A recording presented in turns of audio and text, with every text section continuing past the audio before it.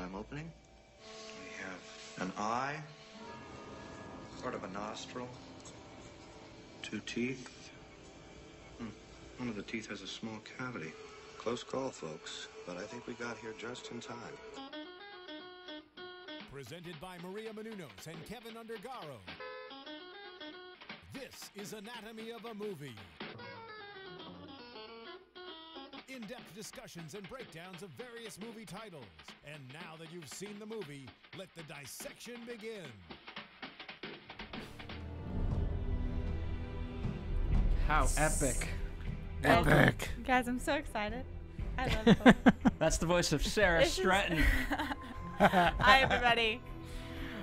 Hello, everybody. We're here for Thor 2, or better yet, Thor, the Dark World that is properly titled. I am your host, Phil Svitek, joined alongside Sarah Stratton, who's Hi, very excited. Again. Sorry. Dimitri Panos. Hello, everybody. And John Comerford. Hello, everybody. A lot to discuss with this movie. We're going to try to obviously address as many aspects as we can. We try to be as in-depth as we possibly can, but, as we talk about this movie, we have to obviously talk about the Avengers universe, the whole Marvel universe, and comic books in general, movies, all that stuff. So we might not, we might not cover everything unless we had 20 hours. And, even then, I'm gonna right off the bat say, in some of my facts, I may be inaccurate, or so. Hey, be gentle, be kind, but brought the caveats on already. And if we get something wrong, just tell us the right answer, so we can be constructive, not destructive. That's right. Most of us here are more DC guys. Yeah. Okay. So that should be known. So perhaps that gives us some more. Don't take offense to that. Yeah, it gives us more of an objective view, perhaps. And also in the booth, we have Marissa Serafini, who will be chiming in every now and then. Hello, everyone. That was so demure. That was awesome. So, let's talk about the writing of this. We're not going to start with overall impressions? Everyone Sarah, liked would you like to start with overall impressions? She's chomping at the bit. She wants to talk right away about what this movie. I want to hear what she has to say. Me too. Go ahead. I do now. Jump in. Spot. I want to say that I really love this movie. Thor is probably one of my favorite superheroes. I do have some critiques. There are some plot holes. There are some issues, but overall I loved it. I'll buy it. I'll watch it again and again.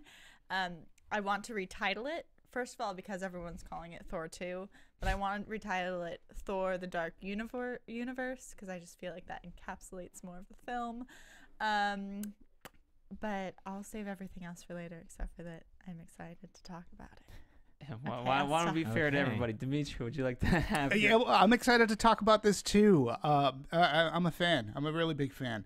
I don't know at what point. I mean, what Marvel has been able to accomplish. Oh yeah. With these movies is something that is it's truly staggering when you break it down, because it's something that DC has. I think they're just starting to realize that they can do this. And when you take a character like Thor, actually, I'll just start from my beginning. What Marvel has done is amazing, because when you think about it, when you go back to Iron Man was the first movie that comes out, and you had to say at that point, Iron Man was a risk or a gamble at the very least. You had at the time this character, he's a B-level character in a sense. He wasn't Spider-Man. He's not the X-Men, Wolverine, or the Fantastic Four. He's Iron Man. So you're making a movie, a full-length feature movie, and you're getting Robert Downey Jr. to play Tony Stark, who, at the time, he was starting to mount his comeback. He was in Kiss Kiss Bang Bang, which is great. Awesome movie. But again, at the time, not proven box office. He'd been out of it for a while. And then for a director, you pick Jon Favreau, whose biggest hit at the time was Elf. He did Made. Thor was probably the closest film that he had to an action movie. So you're putting all these elements together, and you're like, what am I going to get out of this movie? And let's put it to you this way. If the movie didn't succeed, we wouldn't be here talking about Thor the Dark World. Sure. So it worked. You continue to go on. Then Marvel comes up with these great ideas. We're going to make Iron Man 2. There was another Hulk movie in there. And then you have Thor. And again, Thor had no right. I mean, I'm thinking Thor. This is a Nordic god whose weapon is a hammer, and he swings it around to It fly. ain't no like, ordinary right. hammer, though. But I mean, how do you make him into a likable? It's named. How do you make Hammer him has into a a likable name. character? Yeah, and how do you make him into a likable character? I like. How do you take this Nordic god, and and they made it work in that first Thor, and then Captain America, and then of course the Expendables of superhero movies. You make the Avengers.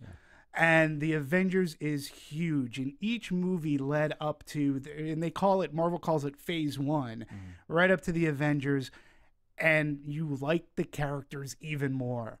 So now they're into Phase 2. We've got Iron Man 3 has been out already, which was directed by Shane Black, who worked with Kiss Kiss Bang Bang, written and directed by, and now we have Thor: The Dark World. Next year we're getting Captain America. And, when you come into Thor: The Dark World, I'm like, this movie is what it should have been. It's great. One thing, for me, one of my favorite aspects, it wasn't deeply rooted on Earth. Thor lives in this, it's otherworldly. It's a big sandbox, and they played in that sandbox. And that is one of the reasons I love this movie. Chris Hemsworth, who we already talked about with Rush, he plays the character great. The actors that they have in this are really good. So yeah, big fan of Thor, big fan of what Marvel does. I think they're fantastic. They get it for mass audience consumption, action, just good old fun movies. Well, for me, what I like, you speak of that they had to, they use this world. He's an over the world. I think.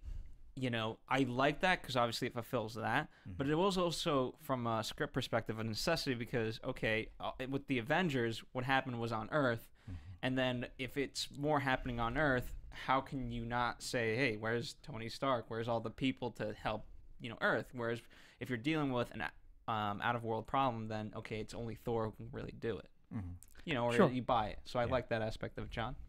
It was good. Lots of fun. There you go. I do want to throw one more thing to a nod to Marvel. They have a challenge where I think that a lot of the Marvel heroes, it's probably debatable, they go through a major character arc in their first movie. And then you're left with this struggle on where are you going to get those levels in the next, and you kind of have to get them from your villains or from someone else, because in the first Thor you saw him become a man, become the guy who deserves to be king. You've already seen that. You already have who he's in love with. Yeah, you're given so much, and they have that on a lot of levels. It's the same with Captain America. You've got a little more variety in Iron Man and in the Hulk because they have when you take full-on relationship Thor and you compare them to the heroes like Batman and Superman, who have always had these ongoing movies, it's because they have these two identities that they're battling against. Thor is Thor. He walks into the room, he's not hiding anything. Right. So to make a movie and keep people engaged is really impressive when they've already established who he is. Yeah, no, and again, you're right. That's to Marvel Studios' credit. They're able to make this character who, on the written page, if you look at some of the older Thor comics, for me, it was a little. This is why I was a DC guy. To me, he looked a little silly, but in the movies, I think they make a great character. But I think that the characters can have their earthly adventures without having to interact. The Avengers are brought in on certain types of situations, just like you can make, Superman and Batman movies without, they're both based in Earth. They don't have to cross paths, although we're finally going to get that at some point, I think. But, I'm just glad that every movie up until this point, for the most part, was deeply rooted in Earth. Yeah, there was some other worldliness, but this one, a majority of it was out in space, out in the other galaxy, out in the Nine Realms, and that's what I really, it's like they played in that sandbox and they had a great time. I feel like they have to have a. Sorry, Phil. Go ahead. I feel like I'm going to end up saying a lot, so I should have stopped. Well, in terms of script and things it works to their advantage, but also hinders them. And I want to talk about this script specifically, but a lot of people said. A lot of the fans for Captain America and for the first Thor, they felt it was a slight rush job just to get to the Avengers, and so it can be great, but it can also hinder you because now you have timelines that you absolutely have to hit, and you don't necessarily have the creative space to be like, okay, well, how do we really do this? And I think with this one, there was so much of it that they were able to get right because I think they had a little bit more time rather than like, okay, we got to get to the Avengers now. Right. Okay, I could see that. I feel like it's such kudos to them, though. They must have like a team that literally goes, okay, we have all of these characters with their own film. We have all of our Avengers films. Oh, wait, we're going to add in our TV show. Okay, everyone has to read all these scripts and make sure they all line up. Okay, everything works. Check out. This happened. What's exactly the problem? It's what they like, had. Which, by the way, in terms of you talk, I don't know if you're speaking to the Netflix deal. Is that what you were talking about? no, I'm more of talking about how, like, for instance, in this film, although there are holes I'm sure we'll get to, they even mention, I think it's Natalie Portman's line where she's like, wait, you went to New York and you didn't see me? Yeah. Like, that's just being conscious of you have all these people managing these high budget films, but still trying to communicate with each other a little bit and be like, guys, wait, when's your film taking place? Oh, well, right, a couple months after this. Like, that's a lot. And with so many other things going on, I think it's impressive. Yeah, and I think the Marvel Studios, I think the gentleman's name is Paul Feig, who heads it. He's always being credited as being the mastermind to this. And if you really break it down, Captain America, which came later, should be, if you're going to view in if you're going to geek out and nerd out, Captain America is the first one. And, when you look at Captain America 2, there's another movie. I mean, by all rights, really shouldn't have, it's a time period movie. Takes place in the 40s. It is very jingoistic, but yet Joe Johnston and the writers, they made it work. And they bring in, the Tesseract, which is what is leading up to the Avengers. And yeah, it's just again, I think they've created the Marvel Universe cinematically in a pretty much a very perfect way. For me, I love these movies. I love going to them, and I don't even read the comic books. I don't know the backgrounds of Thor. I don't know most of their arch nemesis, who these people are. But I don't have to. I just go and I love the movie. By the way, I want to say a pun. It seems things are aligning perfectly Oh. for the Marvel universe. But it's interesting, in terms of Thor, for me, what's interesting is that okay, he's a comic book character, but before that, he's a myth, a legend. You have the Greeks with their gods, the Romans, and this is a Nordic god. Yeah, And they did go to Greek mythology for this movie a little bit. I mean, I know a little bit about the comic book world of Thor, not a ton, but I had never heard of I keep pronouncing it wrong. Ether? Yeah, Ether. I keep pronouncing it wrong. So I looked that up because I was like, what is that from? And that's pulled from Greek mythology. I believe it's like the air something, or the power of Olympus, or the air they breathe, or something about Zeus. Like that is Greek. And I think that they do add a lot of those elements, even in, like you talked about how this really takes place on Asgard. And Asgard as a city in sci-fi is wonderful. It's probably one of my favorite magical worldly places. To me, it's like you get Atlantis meets Rivendell in like Lord of the Rings. Oh yeah, that's a great way to put it. With a little bit of Olympus Absolutely. in there. So I do like that they bring in all those elements of different myths, different legends, and they kind of apply them in the different layers of Thor. Yeah. No, There's so many commonalities in myths through whatever ethnicity or heritage you come from. There's all kinds of similar myths for a reason. And I it's think in our DNA. through almost all superheroes. Yeah. In a sense, you can attach Batman to a mythical creature or mythical person. But yeah, Thor is so wrapped up in, that mythology but I think that's what makes his character, anyways, movie wise, to me, he's just a fantastic character. And I love it when we're on Asgard, and I love the whole family thing. And again, Thor is the way that they play him is he's had it, he has heart. He's this big guy, but like I said, I think for Chris Hemsworth, this role is fantastic for him. Yeah. You know, It's too bad he should get in better shape, though. He should. Yeah. You're right. He just- Like, I really wanted him to put his slacks shirt off back a little on. bit, I you wasn't know. okay with He doesn't that. quite look like a Nordic god. He That doesn't- was you know it what was I mean? CG. It was CG. Yeah, He's right. actually like my girth, and he's CG. Yeah, Yeah. it's kind of like Bilbo. He has a 6-pack. Yeah, yeah. It's more like a 12-pack that he drank. Shoot, what was I gonna say? I don't know what we were going to in say. terms of. Was this about acting? Was this about overall plot? Now Was I'm this thinking about Chris characters? Hemsworth and his abs. Yeah. Why we gotta? Why we Got gotta? distracted. We distracted Phil. No, but I'm trying to think of a Natalie complex- Portman. Like, I'll say something because we were talking about the story, and one of the things I really enjoyed, and we've kind of touched on it, but because it was otherworldly, it was nice when they brought it to and I use this term advisedly, a human level, so we could relate to it. Because even though he's a Nordic god or whatever, he's still struggling with how he relates to his brother, and he has a role to fulfill with being the king, and he's got all that conflict. So there's all these conflicts that he has to deal with that we can relate to as humans because they're the same things that we go through. And to the script, I think this kind of applies on all levels of the film. But obviously it starts with the script, and it's Robert Downey Jr. who said this of Marvel, that they're going for their core fans. Mm-hmm. You know what I mean? And us, even though we're not Marvel fans, we're not necessarily comic book readers. Yeah. The fact that you go for that core audience first, and then it expands to eventually us, and eventually more. And that's been the success of these movies. Whereas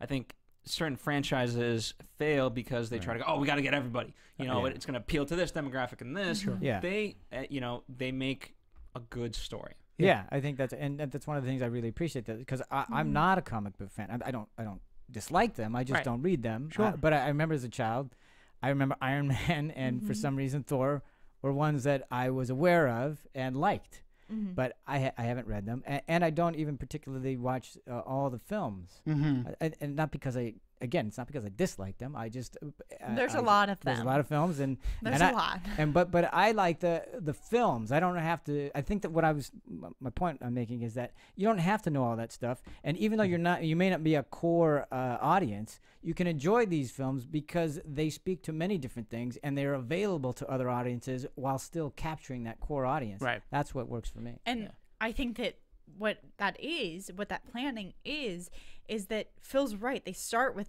who has already been fans, and they add in these little Easter eggs thank you sure. of things that do appeal to the people who are the hardcore fans, but they don't make that the center of the story. The center of the story is the thing that the general public can relate to. Right. It's the action or the romance or the characters. And like in this specific film, I thought it was very interesting that they really put up a lot of the characters as like this person kind of versus this person. So you've got Thor versus Loki. You've got Jane versus Sif. I wrote this down. Why am I looking up here? You've got Malachi versus Odin. Like you can kind of compare and contrast them each on like personal levels, decision levels, like who they are, where they've been.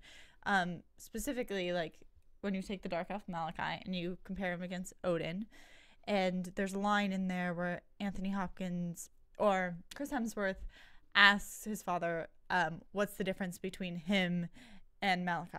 And Odin goes, well, I'm gonna win. And in your mind you're like, okay, so there's no difference. So you are pretty much the same person right now. And how they set these people up, and I really liked that character-wise. That's all I'm going to say about that. Let's move on to the casting of this, because again, script writing again, it we kind of you really only can talk about the Marvel universe and how it kind of is in that way. But what I love is that everyone kind of is on board in terms of all these actors to also be part of that universe, right? From Robert Downey Jr. to being Iron Man, and now with Thor, these guys from the first movie to this movie. And, you mentioned Anthony Hopkins, obviously Chris Hemsworth. I mean, all of them, Natalie Portman. I hate when things do get recast. Like in Iron Man? Which is, I mean, the thing is, if kind of the actor... Yeah, no, I mean, yeah. Like in Iron Man. Yeah. But, I mean, if some of the actors had their way in this one, they would have had to be recast. Because I believe I read that Natalie Portman didn't want to do Thor 2. But she was so good. Well, I mean, usually they sign them for the 3 movies anyway. So Exactly. They know they're making them, so- Exactly. She couldn't get out because of the contract. Yeah. Like she tried. Yeah. And if they had replaced her, like people would have been so mad. I would have been really mad. So, yeah, but but she did a and good to her job. credit, I mean, Well, I mean, none of that comes across in any of her interviews. no, absolutely, and- she's a pro. But Right. they could have made the story work because he could have, he could have been destitute and all that kind of stuff, Sure. lovesick and just pining and mourning and all that They kind would of just stuff. recast her. Well, they That's could what have would've done that, but That's what it could have would've made happened. it could have been Yeah. great motivation for him. Is what I'm saying. They could have used it if Right. she were Yeah. to die or whatever. So So- it would have been fine. and she was great. I mean, you speak of that she's speaking well in the press about this movie, and also for me, I think just on screen she delivered. You know what I mean? Absolutely. It's great to know that professionally. Okay, whether she not wants to be here or not, maybe not, but at least she's still delivering. Yeah, Yeah. Whereas unlike most people wouldn't. other people in Kick-Ass 2, who should we talk about there? Who didn't speak well in the public anyway. Yeah, Well, no, moving I on. mean, when you talk about the cast, we already talked about, Chris Hemsworth, I think is great. But we gotta. How can we not talk about Tom Hiddleston? Everyone's talking about Okay, Tom I Hiddleston. mean, Oh my but goodness. this is for Marvel, for the fans. This is the guy you want. Like, you want an actor to be like Tom Hiddleston because he has embraced this to the point where he'll show up to almost any convention. He was in Korea. He did the Gangnam Style dance. I mean, he plays to the fans. He seems like this great down to earth guy.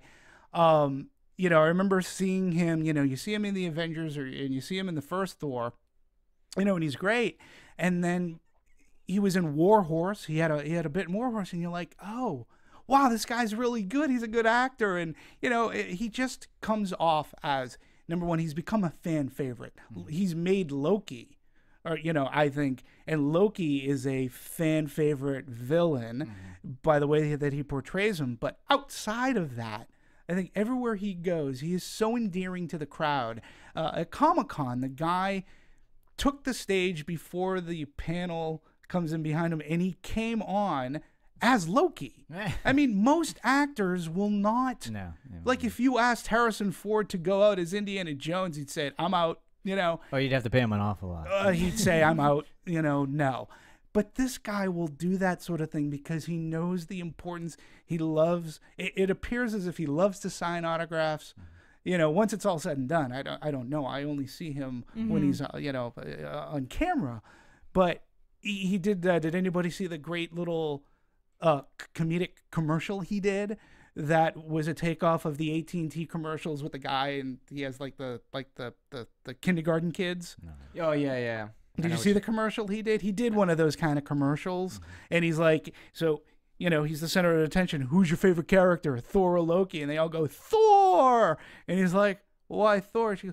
This one girl goes, well, he has a hammer. He doesn't even have to use his hands to knock people down, and he just pushes her off the beanbag. He goes, my hand. He's like, and those kind of things, most actors just shun. But he's there. He doesn't. I'm sure he gets paid for it, but he seems to do it with real zeal and pleasure. And as a fan, I love that. And Tom Hiddleston, I ever see you, first one's on me. He's great. Love him. I'm a fan of the actor and of the character. He's done such a great job. And, oh, goodness. Loki is such a complicated, fun person to follow because, and probably because of Tom's acting, you can really argue the side of, well, I know why he's like this, and that maybe he really is a good person somewhere inside. He has just these layers where you're like, wait, why did you save them? Did you save them? What are you doing?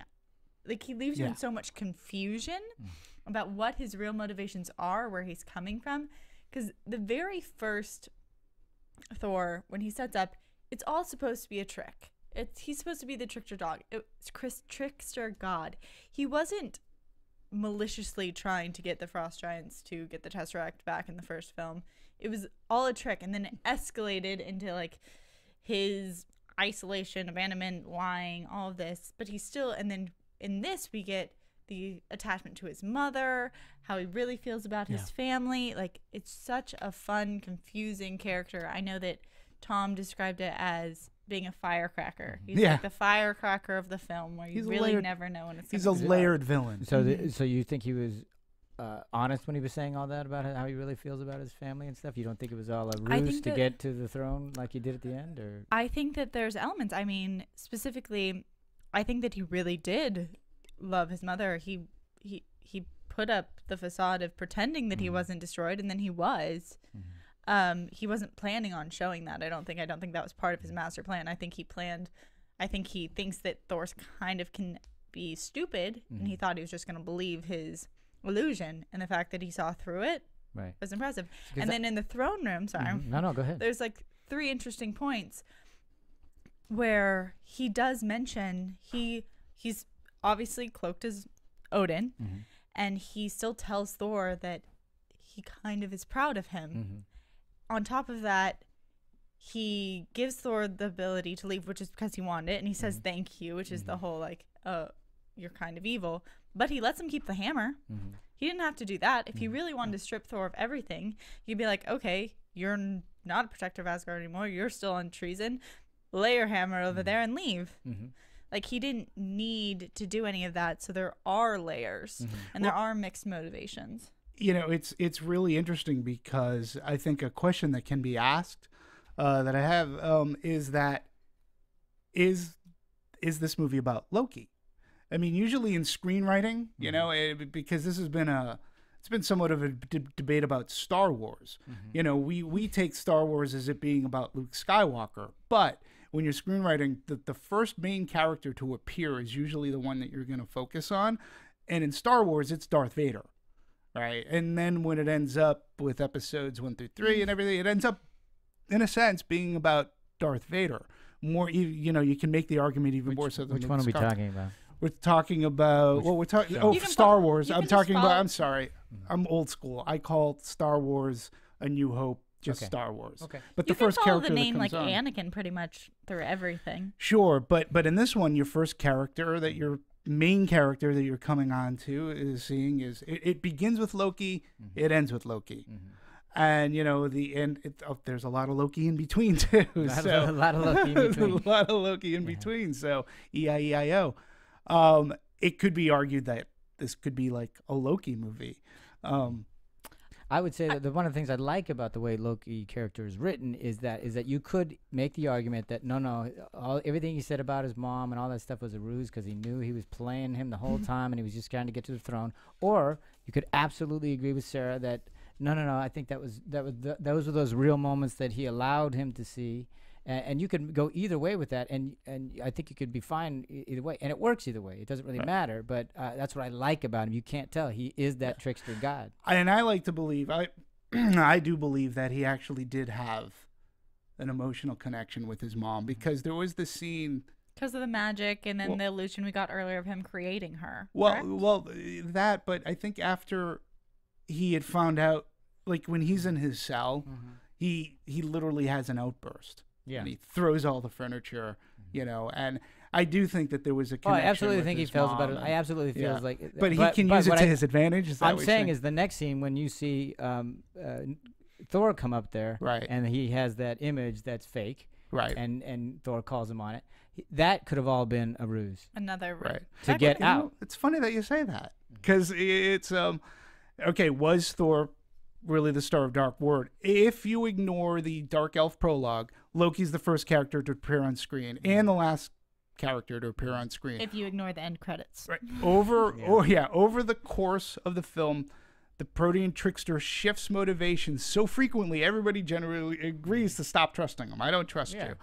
You know, even so, he manages to pull off the quietest coup in the history of the cosmos. It's amazing. He's like Danny Ocean mixed That's what I'm with saying. Gollum. Yeah. He's had all that time to sit there in his prison cell with nothing to do but think, and I'm going. He could have orchestrated the whole Right. thing and figured out, oh, here's my thing, here's how I'll do this, Right. and it works. It doesn't have to be that, but I'm saying you could argue that that's what it was all done. Yeah. But I don't think it's not really. I wouldn't say he's the star? no, because really he's there as a plot device for the third movie more Right. than anything. Well, but one thing He's that we gonna do be know, our- one thing we do know about the character for at least a fact as of today is that that character is not going to be in the Avengers. Right. So we know that they are going a new route, a different villain now. It's not saying he can't end No, up. he'll in, probably be in. But But here's Thor the thing, 3, Avengers just in general wasn't necessarily about him either. No. But it's what people remember. right. So it, you Yeah. can get any other villain. Oh, he is Sure, Loki, anyway. sure. And that's what you're gonna walk away Yeah. with. In terms of the other cast, I really liked Kat Dennings. I thought she Oh, brought- It's a She's nice so comic charming. relief. Right. Yeah. yeah. She's great. I mean, the fact that these actors are, they're kind of known for comedy to a degree. I mean, what I liked was on Earth there's a lot more comedy, especially because you have Kat Dennings, and then on in Thor's world it's a lot more serious, and especially because you have Anthony Hopkins playing Right. it. He's not Yeah. gonna do. Idris comedic Elba timing. really isn't known for his comedy, but You never know. yeah.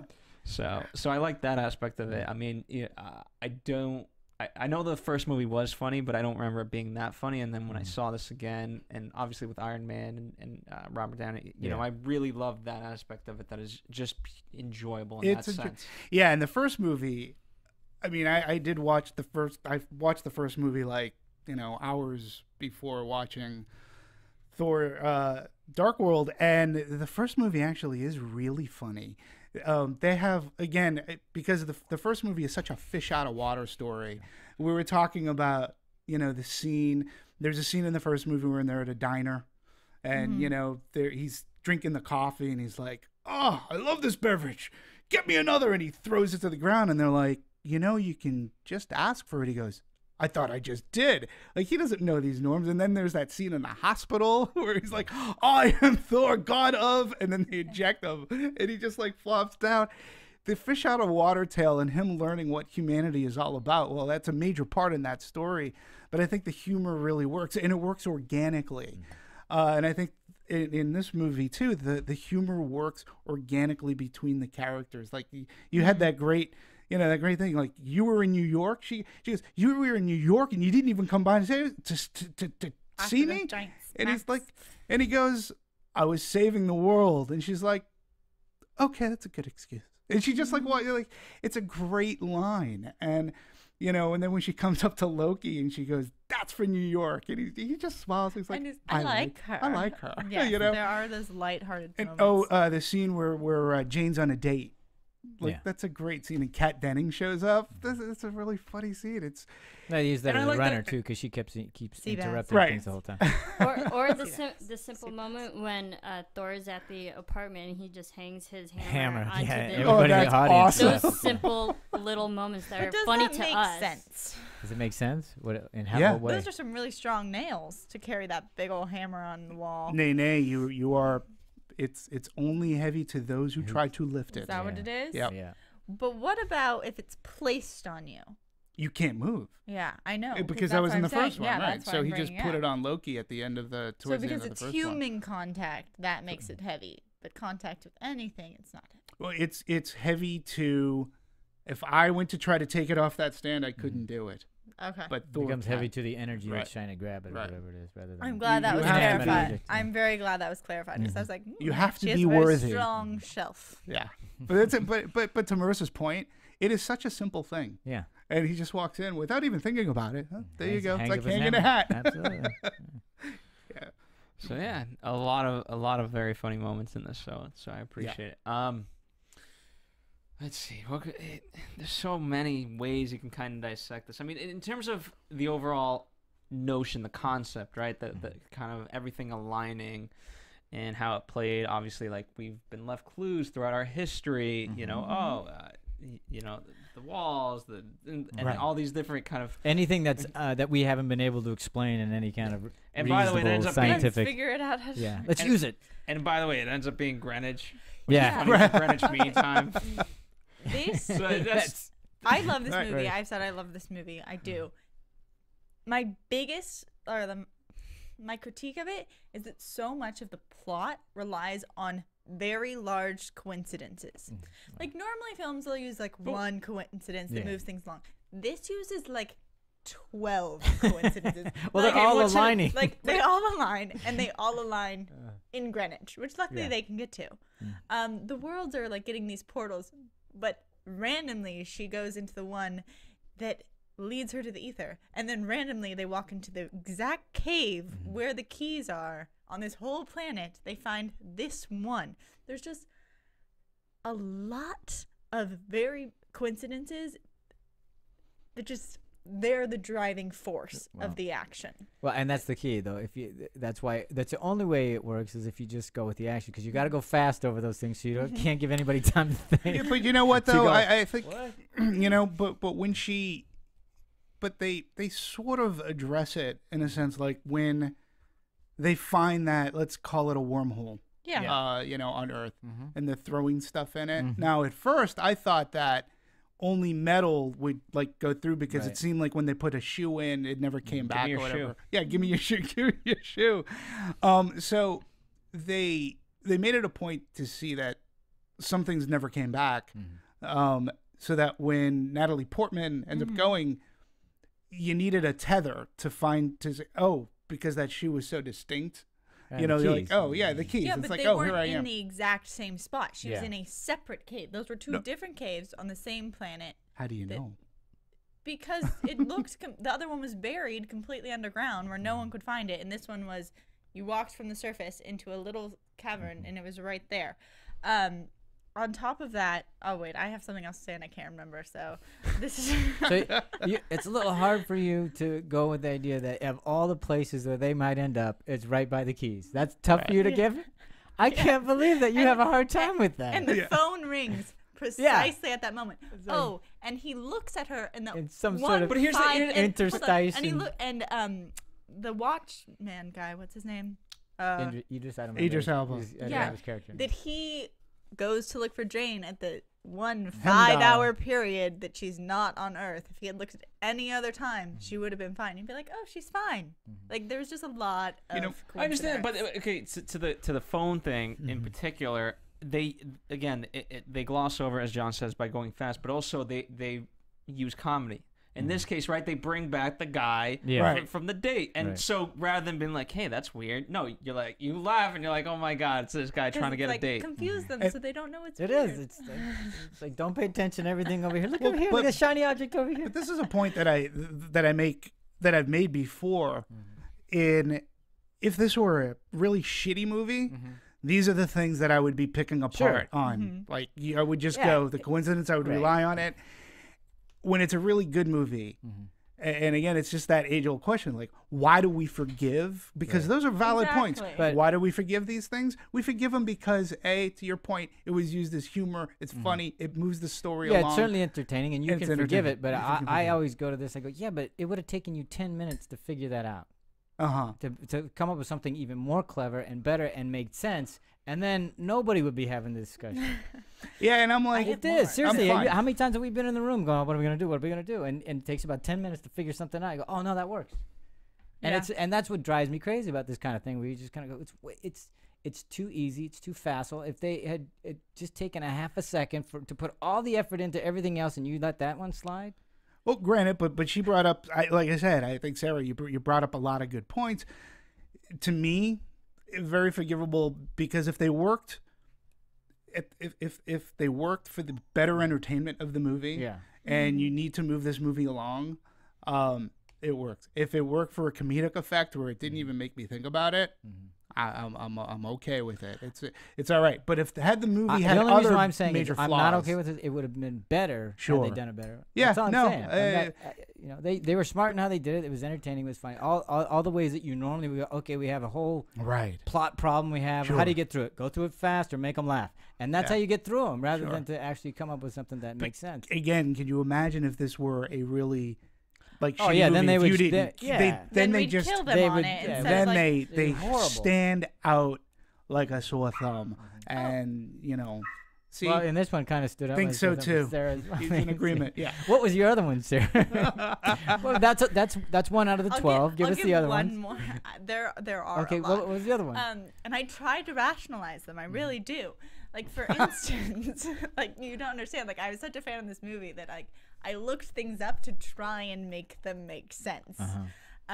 For instance, why do they keep falling into the world of the Dark Elves? Why is it every portal leads to them? Yeah, I was that's like, maybe it's closer. Like, in the 9 realms, maybe they like border each other. Because, like, why does every cave on both not every, but No, but they're only most of going them between the on two worlds. Asgard and the one on Asgard. When Yeah. Loki goes Yeah. through, instead of it taking him to Earth, Right. where it took him the first time, no, it took him to Frost Giants the first time.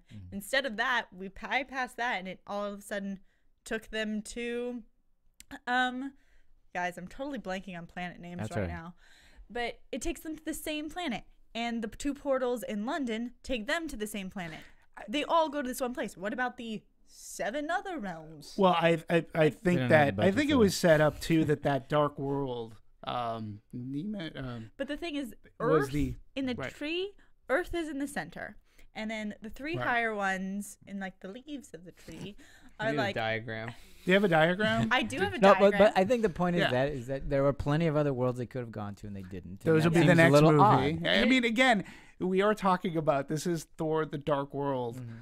We have to focus it. I mean, again, I praise this movie for No, playing. but if in that's the this case, huge- don't bring it up. Don't set it up if you're not going to use it. Right? Who says you're not going to use Well, it here- in they Thor? They didn't use 3 it in and- this movie. Is my point. No, if you're gonna, but if you don't he- set it You up, didn't have to. But I don't there think. I think is- that again, because it was otherworldly, and they did even attempt to go to the other worlds. I think to me that works because most of the times they're going to stick the superhero on Earth to save Earth in one way, shape, or form, and this was bigger.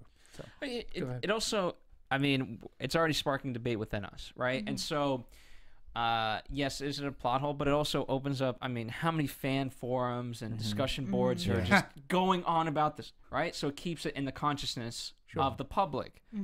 So, you know, that's a huge also, benefit they did to the use movie. the agree alignment with as you. a tool for like. We talked about how they do give these like little goodies to people who are really big fans. If you look at the specific worlds they do show at that end scene where you're looking up at the sky at the alignment, the ones they focus on actually tell you quite a few things about the past, about what we've seen in this movie, and about I think what they have opportunities for in the future. Like they do throw in little. And what is snippets. that? I'm interested I don't know now. if I'm allowed to say. I feel Oh, like Why? it's Why? What do you mean spoilers. not allowed what to do you mean say you're it? not allowed to You say? can't- This is a According to the People get FCC, who's keeping you quiet? No, supposed to be people get dissecting mad. here. Wait, and we're supposed to be spoiler rich. Fine, spoiler rich. Go ahead, So spoil. one of the worlds that you do see is this realm of fire. Do you guys Right. remember Yes, that are all yes, bright yes. red? Absolutely. In the comic world, that is another struggle for Thor. Is this? I don't know how to describe this. Basically, some people are trying to fill the world with darkness. Some other people might be trying to fill the world with fire. So Okay. if Loki's not the center because he's made Thor, you know, who knows, a horrible person who's gone against the crown for treason, it could be also that other realm in the sky. That's all I'm going to say. Interesting. It's a fiery antagonist. Maybe Fire- it could be a fire antagonist. All right. Or Loki. Or both, as they did in this one. Yeah, Could be. Here's the Good I wanna speculation. let's talk about the villain of this movie. By the way, great casting, but almost undiscerning. Like nothing. What do you mean? As far as nothing? We haven't even talked about the villain. We About, talked about exactly. are we Loki. Talk about talking? Loki. Well, we're talking about Loki or Malekith. We talk- Malekith. Malekith. Yeah. Because he's, you know, Yeah, they didn't do a Well, great job of really fleshing that character out. they cut out a lot. That is one of the things the director was really unhappy about. I'm Yeah. sure you heard about this as well. That they had filmed a lot more about him, about his backstory, Right. about his history with Odin's father. Like that was a very filled out character, and they had to snip a little bit apart. And I think But that why? the audience Do you did know lose why? that. I would have to say length. I would have to. I mean, they do consciously try to keep these movies at about 2 hours, Yeah. 2:10, 2:20. But is it really length, or is it, you know, going back to the point that people don't like this villain? They don't, you know, they That's a prefer great- him, I think Yeah, I Loki, mean, versus the, it's- you know, He doesn't have a huge fan base, so therefore let's not spend a lot of time on him. Is that and like, okay, so you know, he wasn't fun to look at. No offense. No, but no. I mean, you listen. I think that's as good a point as length as maybe they felt. But you know, when you look at that, when you look at Malekith, I sort of kind of just looked at him. He was a big bad at that, but he was a big bad that moved the plot. Like not so much. I mean, to me, the relationship between Thor and Loki is way more enjoyable. Like, yes, Malekith is going to raise the stakes. He's going to be the guy that ultimately they're gonna have to stop him because worlds are in danger. So he's basically moving the plot along as the bad guy. So, and I was fine with that. You know, I mean, I get, you know, I understand what you're saying, and you're right. I'm fine with that, but you know, usually, most times you have a villain, right? They don't spend necessarily a lot of screen time, but you ask them how long was this person in the movie, they're like, oh, they were in the whole movie because obviously there's a presence. right. Yeah, there's a presence. Time. Yeah. And you could have replaced him with just about anybody, really. I don't disagree, but It was serviceable, but it wasn't very layered or texture or even full. It just wasn't. Well, I mean, I think what I'll say is that it does come down to a choice, because you have Thor, who's the good guy, and you have him, who's the bad guy, and you have Loki, who's kind of in the middle. You had to, I think that they had to choose between who gets more, Loki or him. And guess what? Loki's already been in 3 movies. No, he probably will be in more. I This completely bad agree guy with was you. in 1, so we're going to cut him down and make people love the guy who's in more. Just in more terms films. of their life, you know more about Kat Dennings' character than you know about Ben Malekith. You just And do. it's true that each of them And I has a think that's a personality. Even, mistake. you know, Anthony Hopkins, Odin. Everyone has kind of as John is mentioning, a richness to it, right? Right. And even the intern, right? What's his name? Andre. They keep getting it wrong, but like there's a person. Ian. Isn't his name Ian? No. That's the point. We don't know his name. we don't. The intern? He's the intern's intern. But I will say that it did start off with the Dark Elf prologue. I mean, for me anyways, I got enough to know about the Dark Elf world, this but Malekith, and for me, you know, all I he- got was story there. I didn't get any character there because, and I didn't even know that I needed the prologue. To be honest with you, I could have been fine without it. It didn't really set up enough for me because everything I got that I needed to learn about it was. Do you want me to tell you the scenes that they cut? Well, no, I'm just saying that they didn't do a good job of showing me a lot of character moments for Malekith. And I think that was I think the movie would have been better served had they done that. That's all. I'm interested. I don't know if it would have helped this, but I'm interested regardless. I can't think of every single one they cut off the top of my head. There's interviews out there if you guys want to look it up. But for instance, one of them was him, Malekith, reminiscing about using to see his wife and children play like on his planet and kind of going through that, and then what happened with Odin's father. I can't remember his name. Odin's father. Odin's Thor's father. grandfather. There we go. Thor's grandfather. Grandpa Thor. Who knows? But where that rivalry started, how they all came to be, and then him like dealing with the grief of losing his family and losing what made him happy. So you got to see his fall into lack of morality, I guess.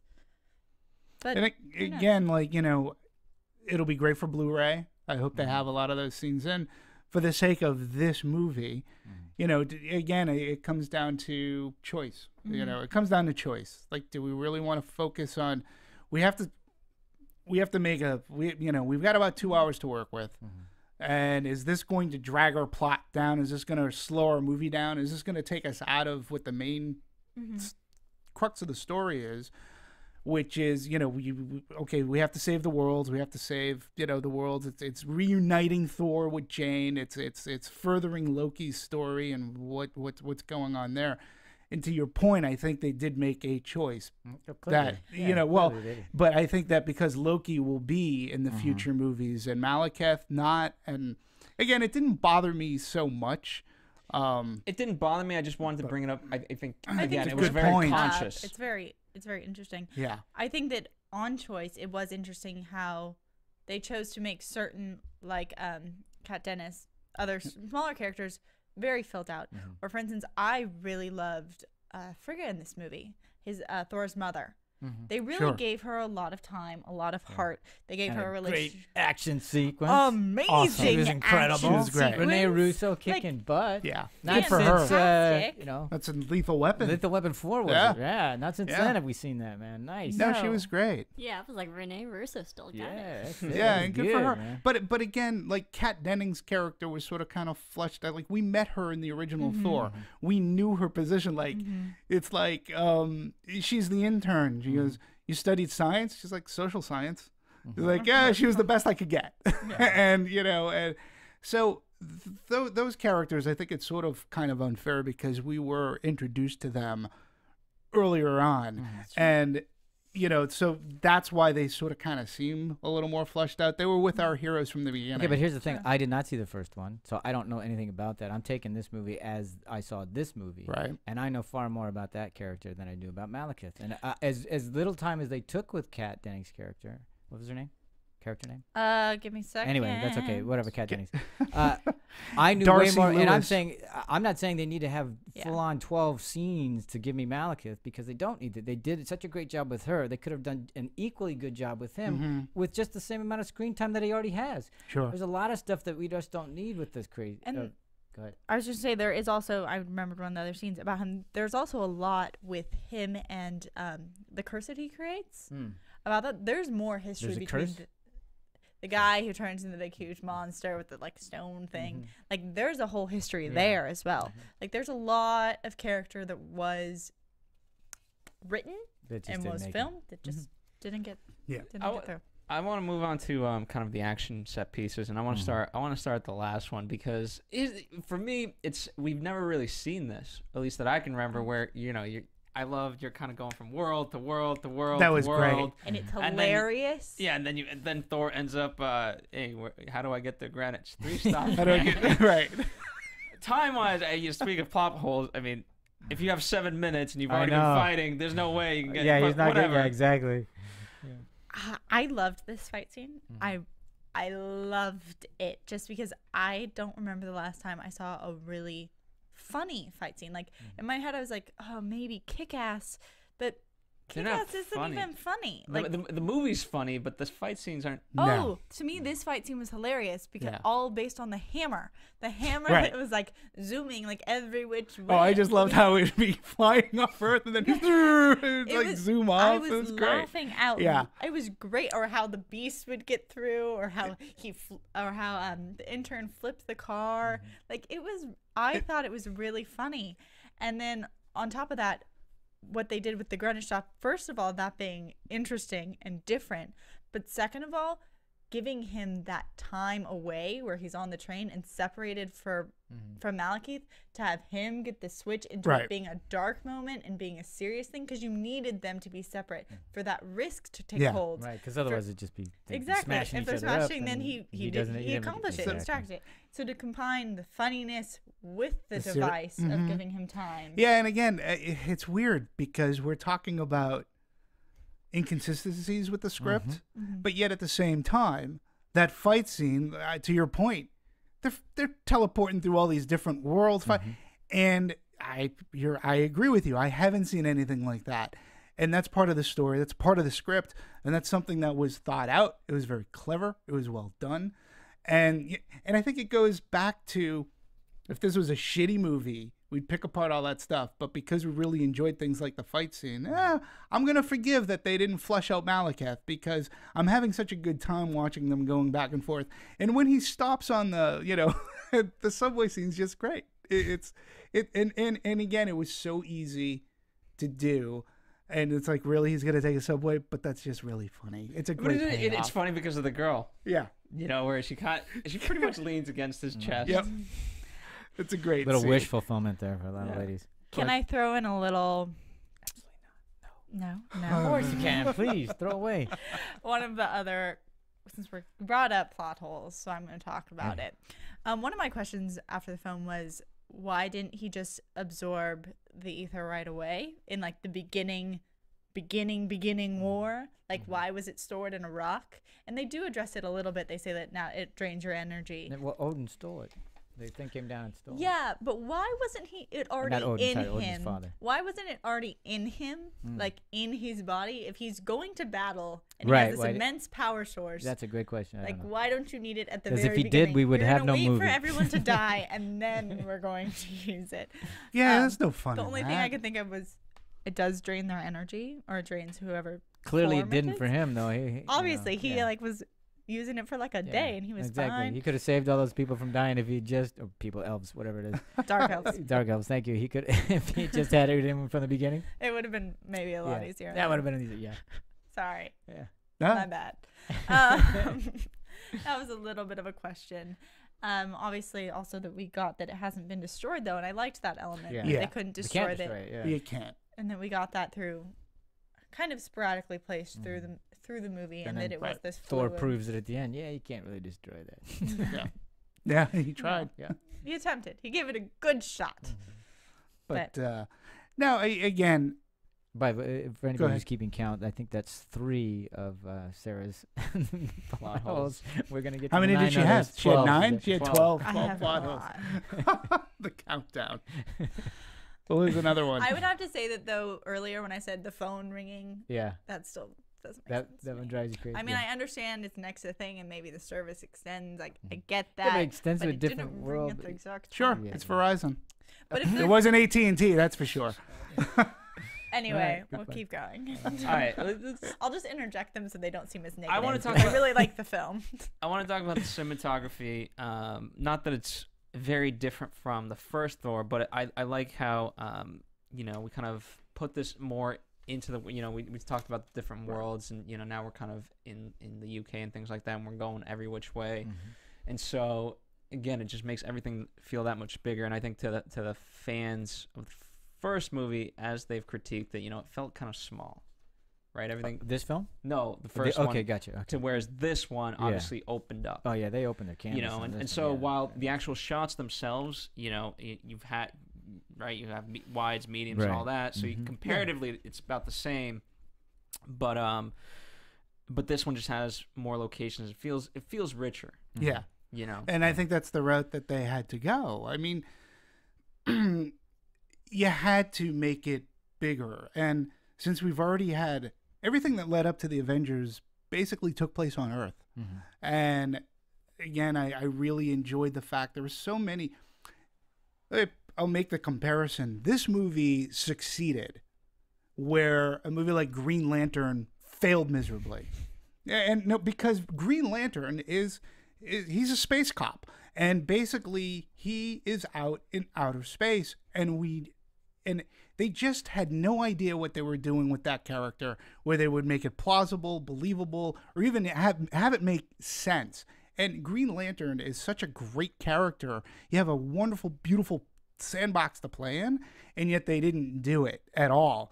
Where Thor, I think, really, you're right, it is much more epic than the first one. It's bigger. It's an expanded universe. For those who aren't familiar with the comics, we get this other world. We get to meet these new characters, these elves, these dark elves, and you have to go that way. And why not when the character, that's where he lives? And the cinematography, Kramer Morgenthau, I believe is how you pronounce it. He's worked with Alan Taylor before, and he works, and one of the things he's worked on is Game of Thrones. And when you look at Game of Thrones, I mean, that show is very epic in scope. And that, not just one setting. Game of Thrones takes place all over the place, and they're able to put it together. I actually felt that this movie, because of Alan Taylor and perhaps the cinematographer, it felt very Game of Thrones-ish, where you had different plots going on at different places, and it was all about bringing it all together. And I think it really worked. And also this guy Kramer, he's also worked on shows like Sleepy Hollow. Like he DP'd, he DP'd the pilot for that.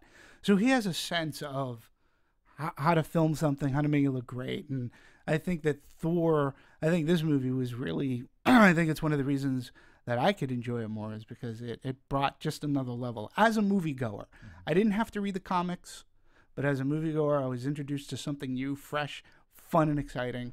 So cinematography totally made it seem epic. Yeah. I mentioned earlier that I just really like how they display Asgard, like their whole world. Yeah, that was cool. And I would say that it's because like the detail they put in and the effort they put in. And I think that they do, even though we only see the other worlds for a little bits, the ruin that you get off of the home of the Frost Giants and the ruin that you get off the home of the Dark Elves, you really do feel it. They feel like desolate wastelands. Yeah, absolutely. But they are very also distinct from their colors, from anything. You know where you are the moment you get there, and I like Did that. anybody see this? Speaking of like, anybody, I was fortunate I saw this in IMAX 3D. And I actually thought that, especially in those planetary scenes, I thought the IMAX worked in this movie. Did anybody else see it in IMAX 3D? because if you didn't, then you missed a great 5-minute Captain America scene before the movie. They showed a great preview of Captain America, but only in IMAX 3D. We Well, I got saw a that, preview but I didn't- of I Captain wasn't America. No. We also got Captain America in the movie a couple times. Oh, that was a great. Again, comedy, great comedy with Loki. Yeah, that was a great scene. But To Asgard though, Yeah. in terms of that, I was reading how it's much easier, now as they do it, it's easier to just build upon it, right? The first time they have to build from scratch. Now they can build upon, right? Yeah. And so you're gonna get much more richness and things like Yeah. that, and so that's really cool to see, and that's why they can do this, and that's why obviously they went to more locations and they kind of expanded it, but also just the ones that they already had to use, they built upon, and that's what you're seeing. and that's smart for a sequel. Absolutely. You know, And you have to Yeah. keep. But I was really impressed with the production design and the art direction, especially at Asgard, because I'd never visited there. I didn't see the first one, so when I first showed up, I was like, "Whoa, Yeah. nice!" This is wonderful. It was amazing, and the way you It's described it, really so I would wonderful. completely agree with you on that. Yeah, Yeah, and absolutely. I think I would have, if I was the production designer, whoever kind of was making that decision as you described it, from Lord of the Rings, I would have absolutely been like, hey, this is what we need to model, Right. I felt like this is a side note, but did anyone else feel like there was a lot of moments from Lord of the Rings in this? Because for me, Well, Lord of yeah. the Rings was in one of my ears. Oh, really? Yes, 'Cause maybe. you had elves. You had. I had elves. broadaxe I had a guy. hand getting Yeah, chopped off. I yeah. had like my alternate Gimli. Yeah, I was quite kind of happy. had orc-like I had people. I had this ideal of like Yeah. immortality with humanity, or he's not immortal, he lives for 5,000 years, whatever. Although they never really addressed what's going to happen. Like every time we get a story Number 4. about about like a relationship or love interest that their challenge is some sort of age world problem, it gets talked about. This one doesn't get talked about. It's talked about by his dad, who's like, she's gonna die, it's a blink of an eye, but they never come up with any solution for it. They never talk about it. It like doesn't seem to matter. Well, he'll have her until she's dead, and then he'll find another suitable So mate. he's gonna look like that, and she's gonna be 80, and they'll be great. Yeah, he's gonna be like, But you there's no honey. solution, so nothing we can do about it. So So we're just gonna deal with it. yeah. Until Natalie Portman's contract's up and they have to recast. Or And then they until can they go, go hey, with you're the- different. Well, they're kind of already looking at that. I mean, since it hadn't seen the first one, I don't know what the relationship is between Sif. Thor and because they Sif. were really pushing that. They along. really played that this So one. I think that I thought for sure that's where they were headed. That's why I I think was saying. she's gonna end up with Loki. Interesting. Really? Sif. Okay, what makes you say that though? What was? you just- I woman's think I don't know. intuition? I think they're a cute couple. Okay. No, they had a lot of moments together too, and honestly, I felt the chemistry more between them. Maybe it's as people, maybe it's as actors, but it was very short glimmers and one of them was like her threatening Loki, like, I'm gonna kill you if you betray him. The other one was Loki coding Thor with an image of Sith and walking side by side. But in their like very brief things together, I felt a lot of chemistry between them.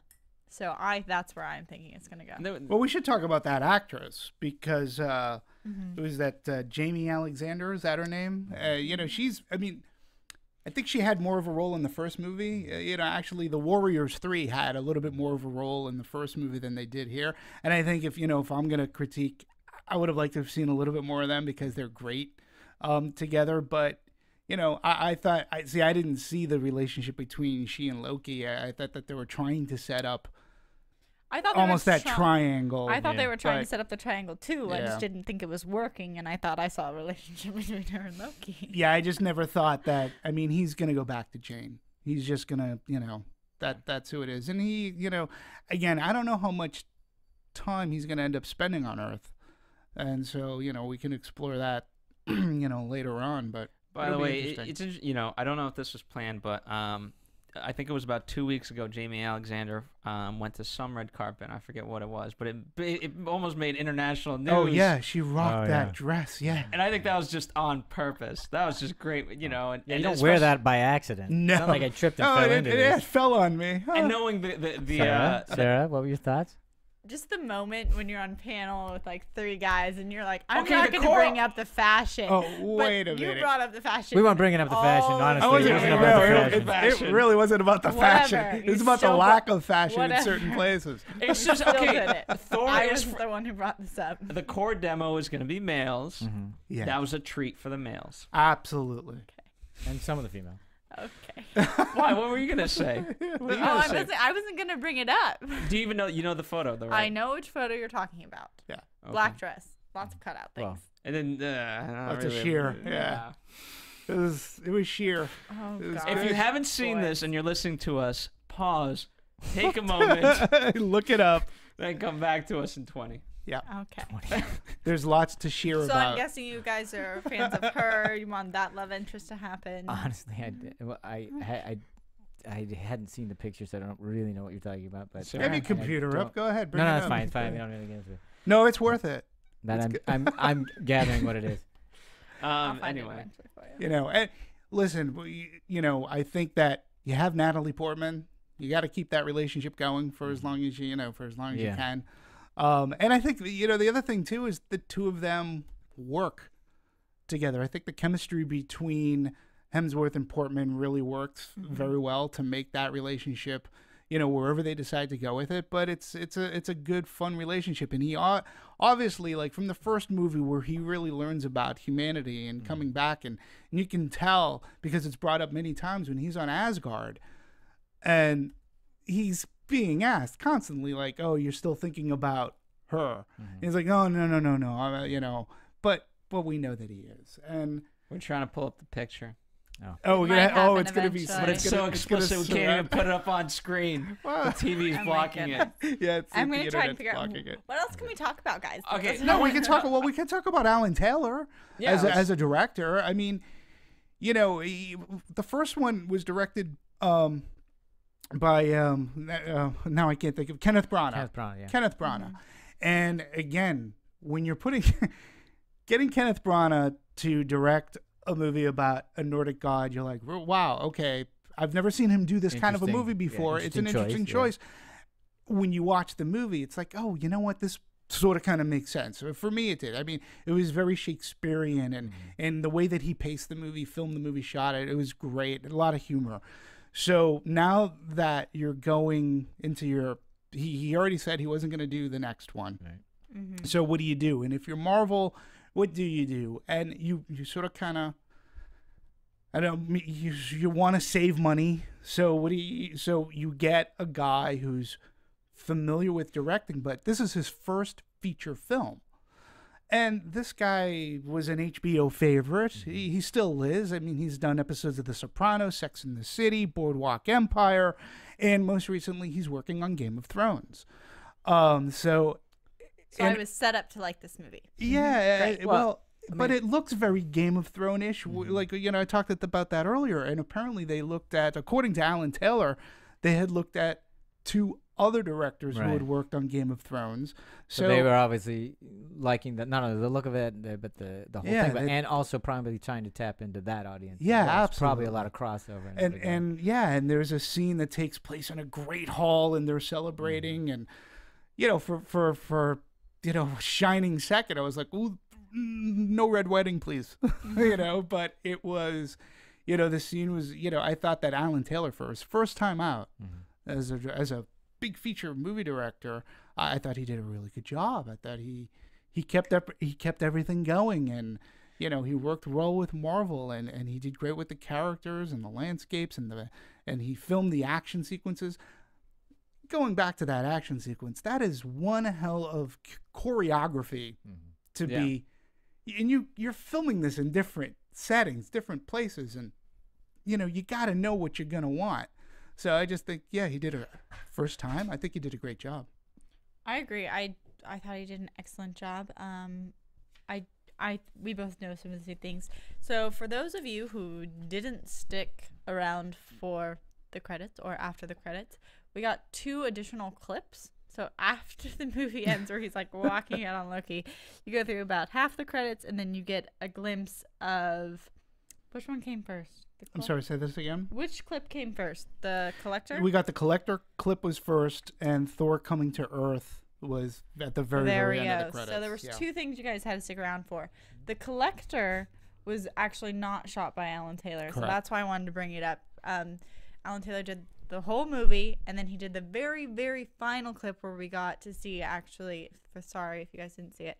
We got to But you should have. This is what, Yeah, we got to see Thor and Jane reunite and kiss. And then you got a nice comedic moment where the frost giant monster that fell into London is still in London. Yeah. And it's chasing around that same thing of birds that's going everywhere. So you get a nice little note, and that was done by him. But the middle one, the Collector, where we get to kind of find out that the Aether is still around, and also that there's not only the Aether and the Tesseract, but there are, I think, five. I think there are 4 other, because I The don't think Infinity 5 Stones total. you're talking about, 6 right? total. No. Because he said, I have one, now 5 to go. And he has the Aether, but he doesn't have the Tesseract and the 4 unknowns. Okay, so I believe. I could be interpreting should we get? that wrong. I have the because Infinity like Stones? I have. Well, should we talk about who's the Collector? Is this important? Yeah. Okay. Well, the short answer, according to this, is he's basically an eccentric rich guy who collects things, and some of those things are alive. The long answer is he's a ridiculously powerful being who spends his time collecting curiosities from around the galaxy. You get a quick peek at his menagerie at the end. In the original comic books, the Collector was one of the several hugely powerful galactic beings known as the Elders of the Universe. The character was introduced throughout the 60s, 70s.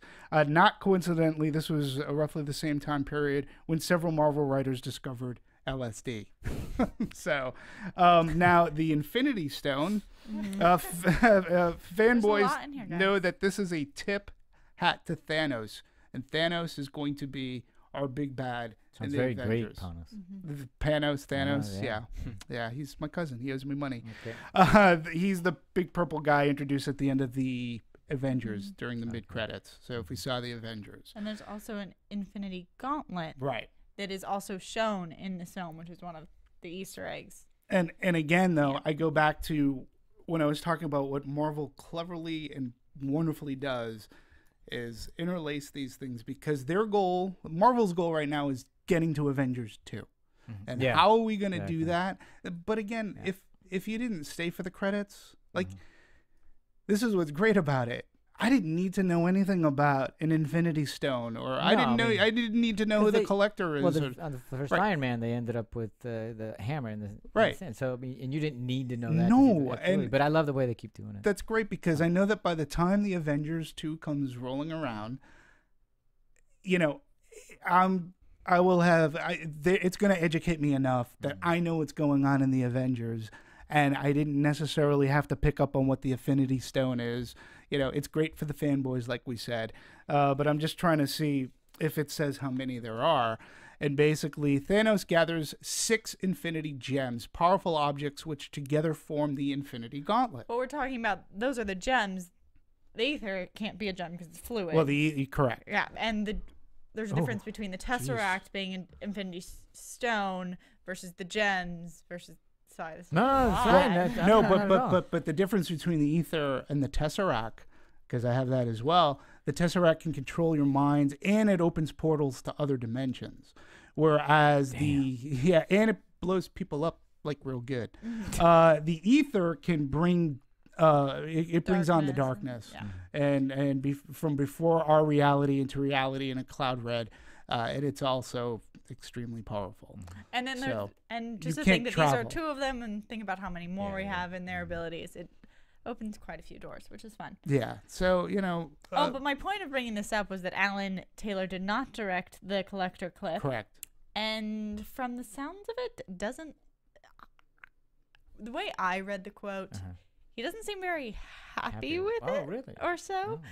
And the reason I found that really interesting is because when I was watching, I felt like it was coming out of left field. Not only was it a new character and all this stuff, but it just felt different. I felt like you could almost tell it was made by someone else. Why didn't he do it? I don't know. I cannot tell you that. That would have been a great answer to know. Yeah. Maybe Yeah. because Why are you bringing it up if you don't know the answer, huh? I'm sorry, I wasn't expecting. Okay, all well, these speaking of questions. something you don't know the answer to, let me bring this up.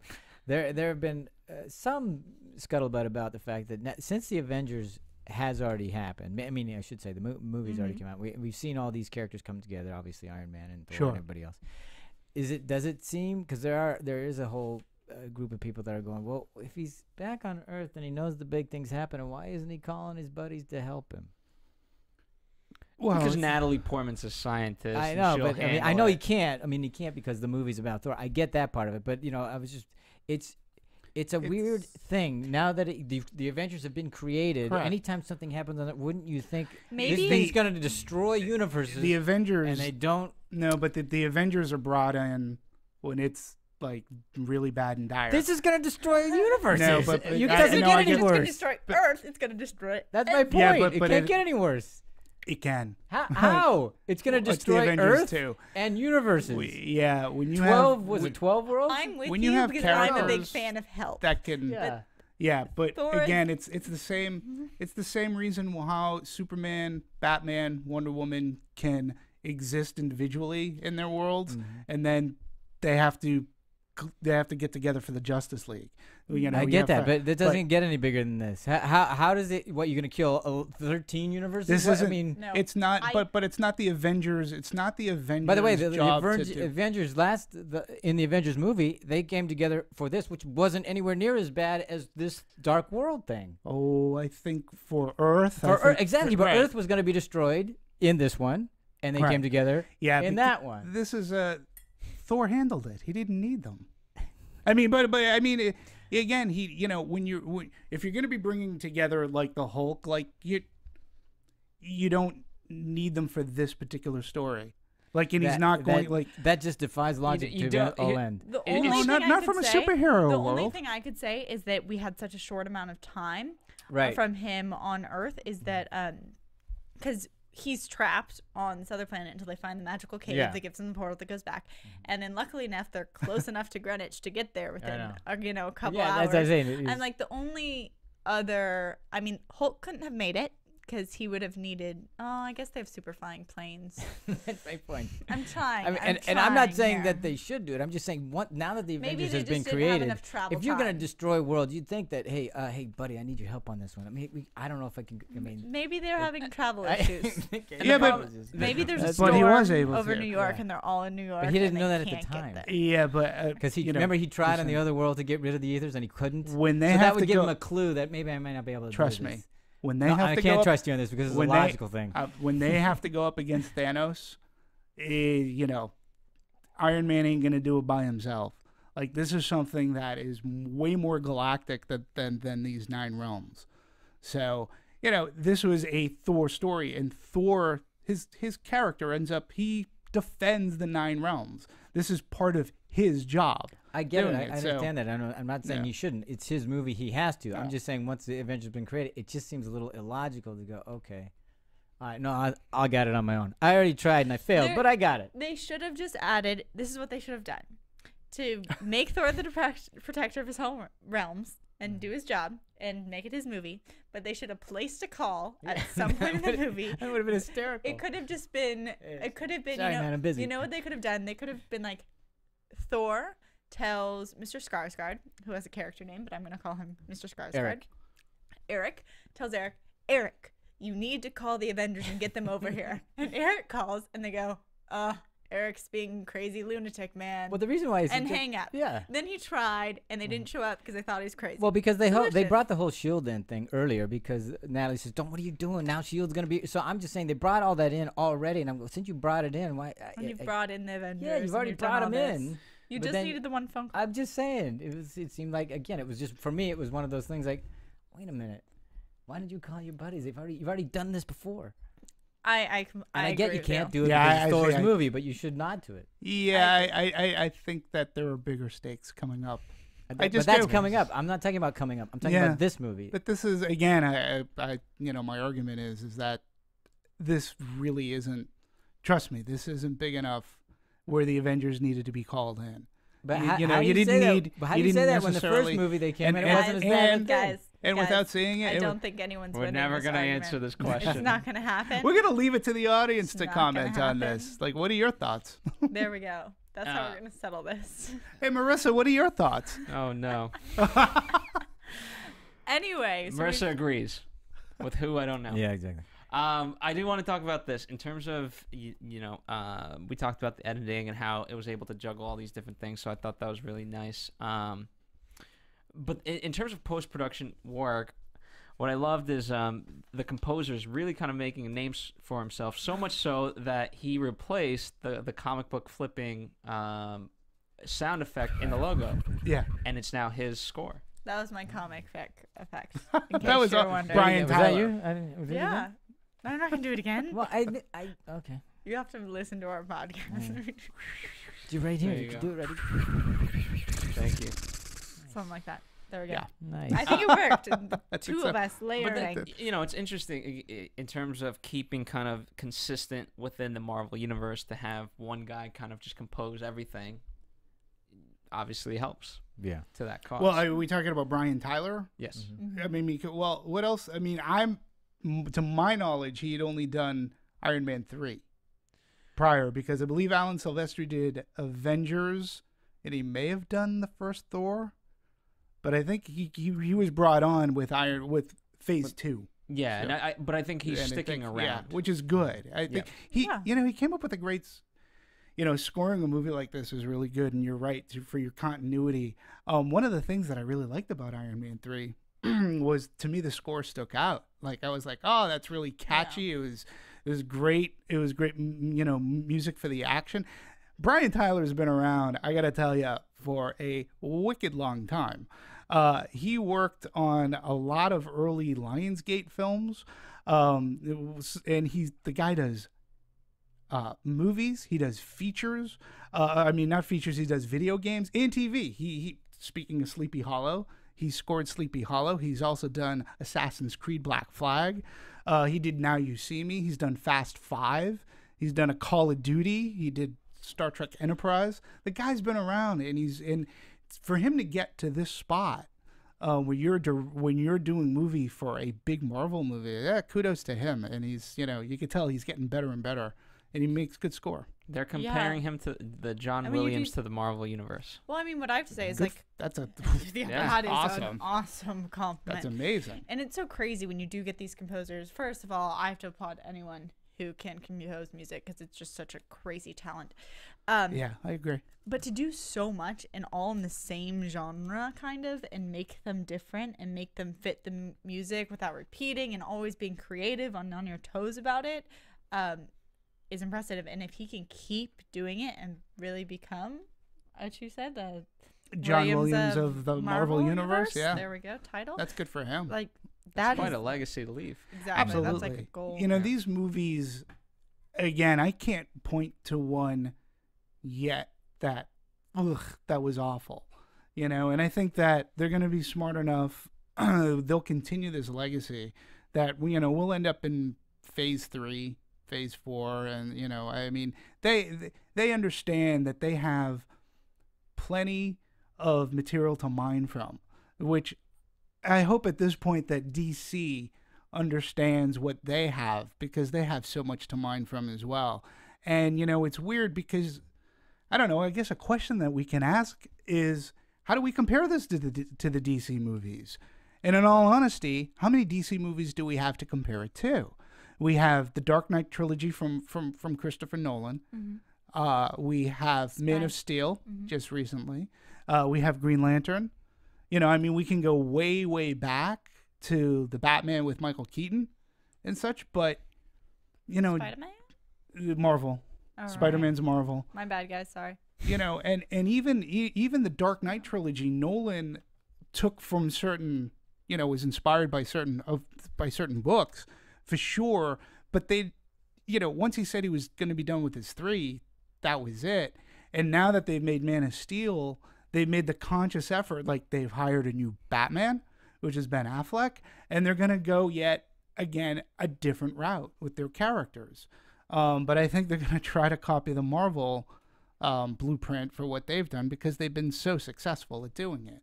So, hopefully the DC universe has fantastic characters to I just delve hope they into. don't do it at a more rapid pace than they should. Yeah. Yeah. You know what I mean? We don't need an Aquaman next year. We don't need. Like, we can slow it that. We can get to that point. Yeah. No, I agree. So I agree, and but think about how long that would take. I mean, if you did it we had Man of Steel. We're gonna have Batman vs Superman or Man of Steel 2. Then they would have to do a Flash. Then they'd have to do a Wonder Woman. They would They've have tried to do you know, Wonder Woman like on So, lots of mediums multiple times. I think they actually might try to take that. I don't know what they're gonna do, but I don't know. I mean, here's the thing: if they're gonna do it, they better be smart about it. they have to be at this point because they were lucky with Man of Steel. I mean, they were very lucky with Man of Steel. Love or hate that movie, the movie was a huge success, so they're able to build upon that. But they failed with Green Lantern. Chris Nolan's not making another. Those 3 Batman movies are in a different DC universe, so to speak. Mm-hmm. So they're gonna have to be very smart about it for them to, they want to mine this property. I mean, if you read the trades and everything, DC has moved from New York to LA, and I think part of that reason is they want that synergy. I mean, Marvel's out here, and they work with Warner Brothers very closely, so it'll be interesting. It'll be interesting to see. I admit I googled this because I just did because I was like, maybe we're missing some. Are we going gonna get to see that dress? The dress? Oh, I did no. not find the dress. No. Not You didn't center find the of my dress? attention. What I'm did you- sorry. What did you Google? I googled because I was like, maybe we're missing some DC movies, and they do have Watchmen, and like, could they have even? No, Watchmen falls. Watchmen is in its own. Well, Again, like the Yeah. Watchmen That's never. the answer is that they Yeah. separate don't- their worlds. Well, but they not necessarily because the Justice League has been around like forever, and that's basically the Justice League. The Avengers is the DC version of the Justice League. So but Watchmen was basically a one shot. Gotcha. Yeah. Well, I mean, Let me ask you guys this. This is more about X-Men in particular. But how do you account for mistakes that one movie's done that now, let's say 10 years down the line, you're like, oh, I really wish we hadn't. For example, with X-Men, right? X-Men First Class, Xavier is now in the wheelchair. In X-Men Last Stand, Yeah.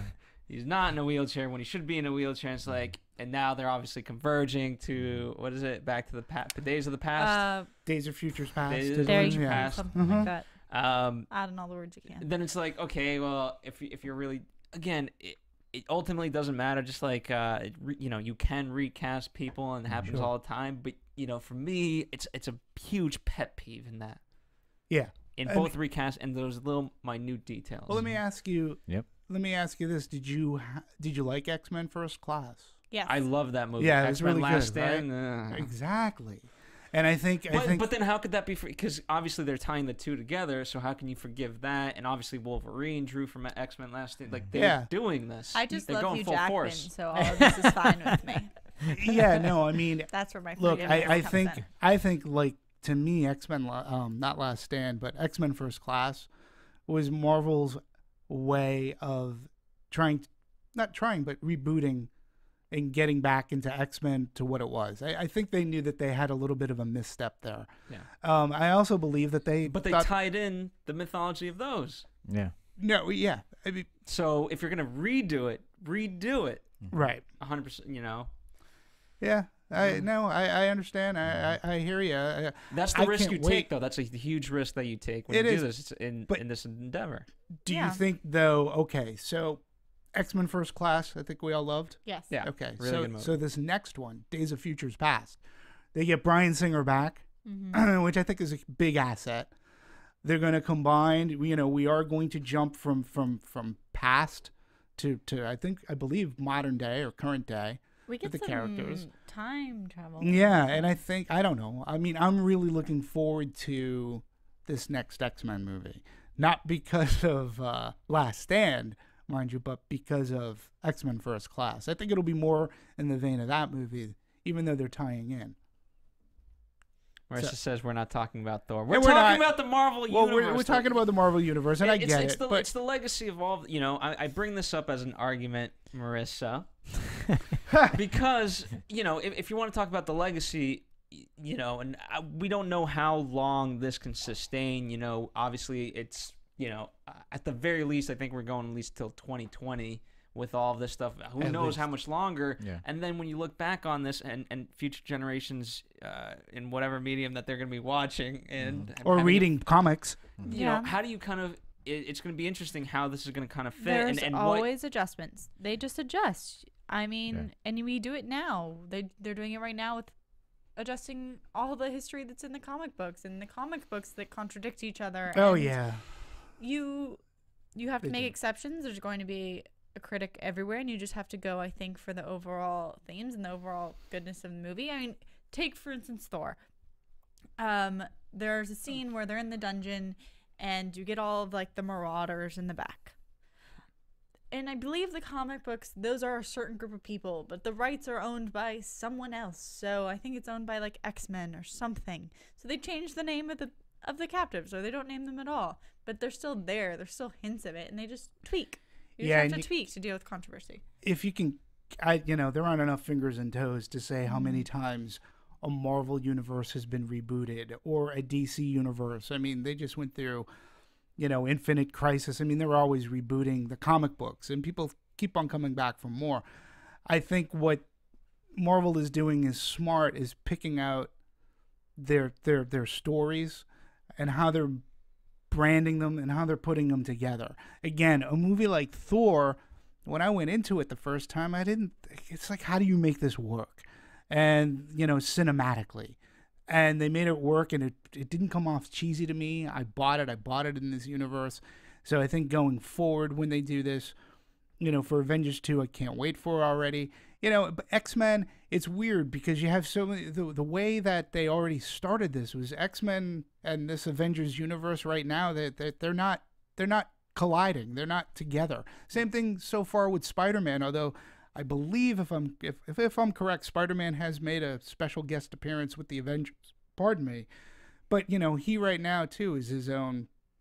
They rebooted, they rebooted the Spider-Man movies. And, like, that wasn't even 10 years old, and they rebooted it. So here's, you know, in terms of the legacy, I would like to see this, and I think, you know, I applaud Marvel for going into this.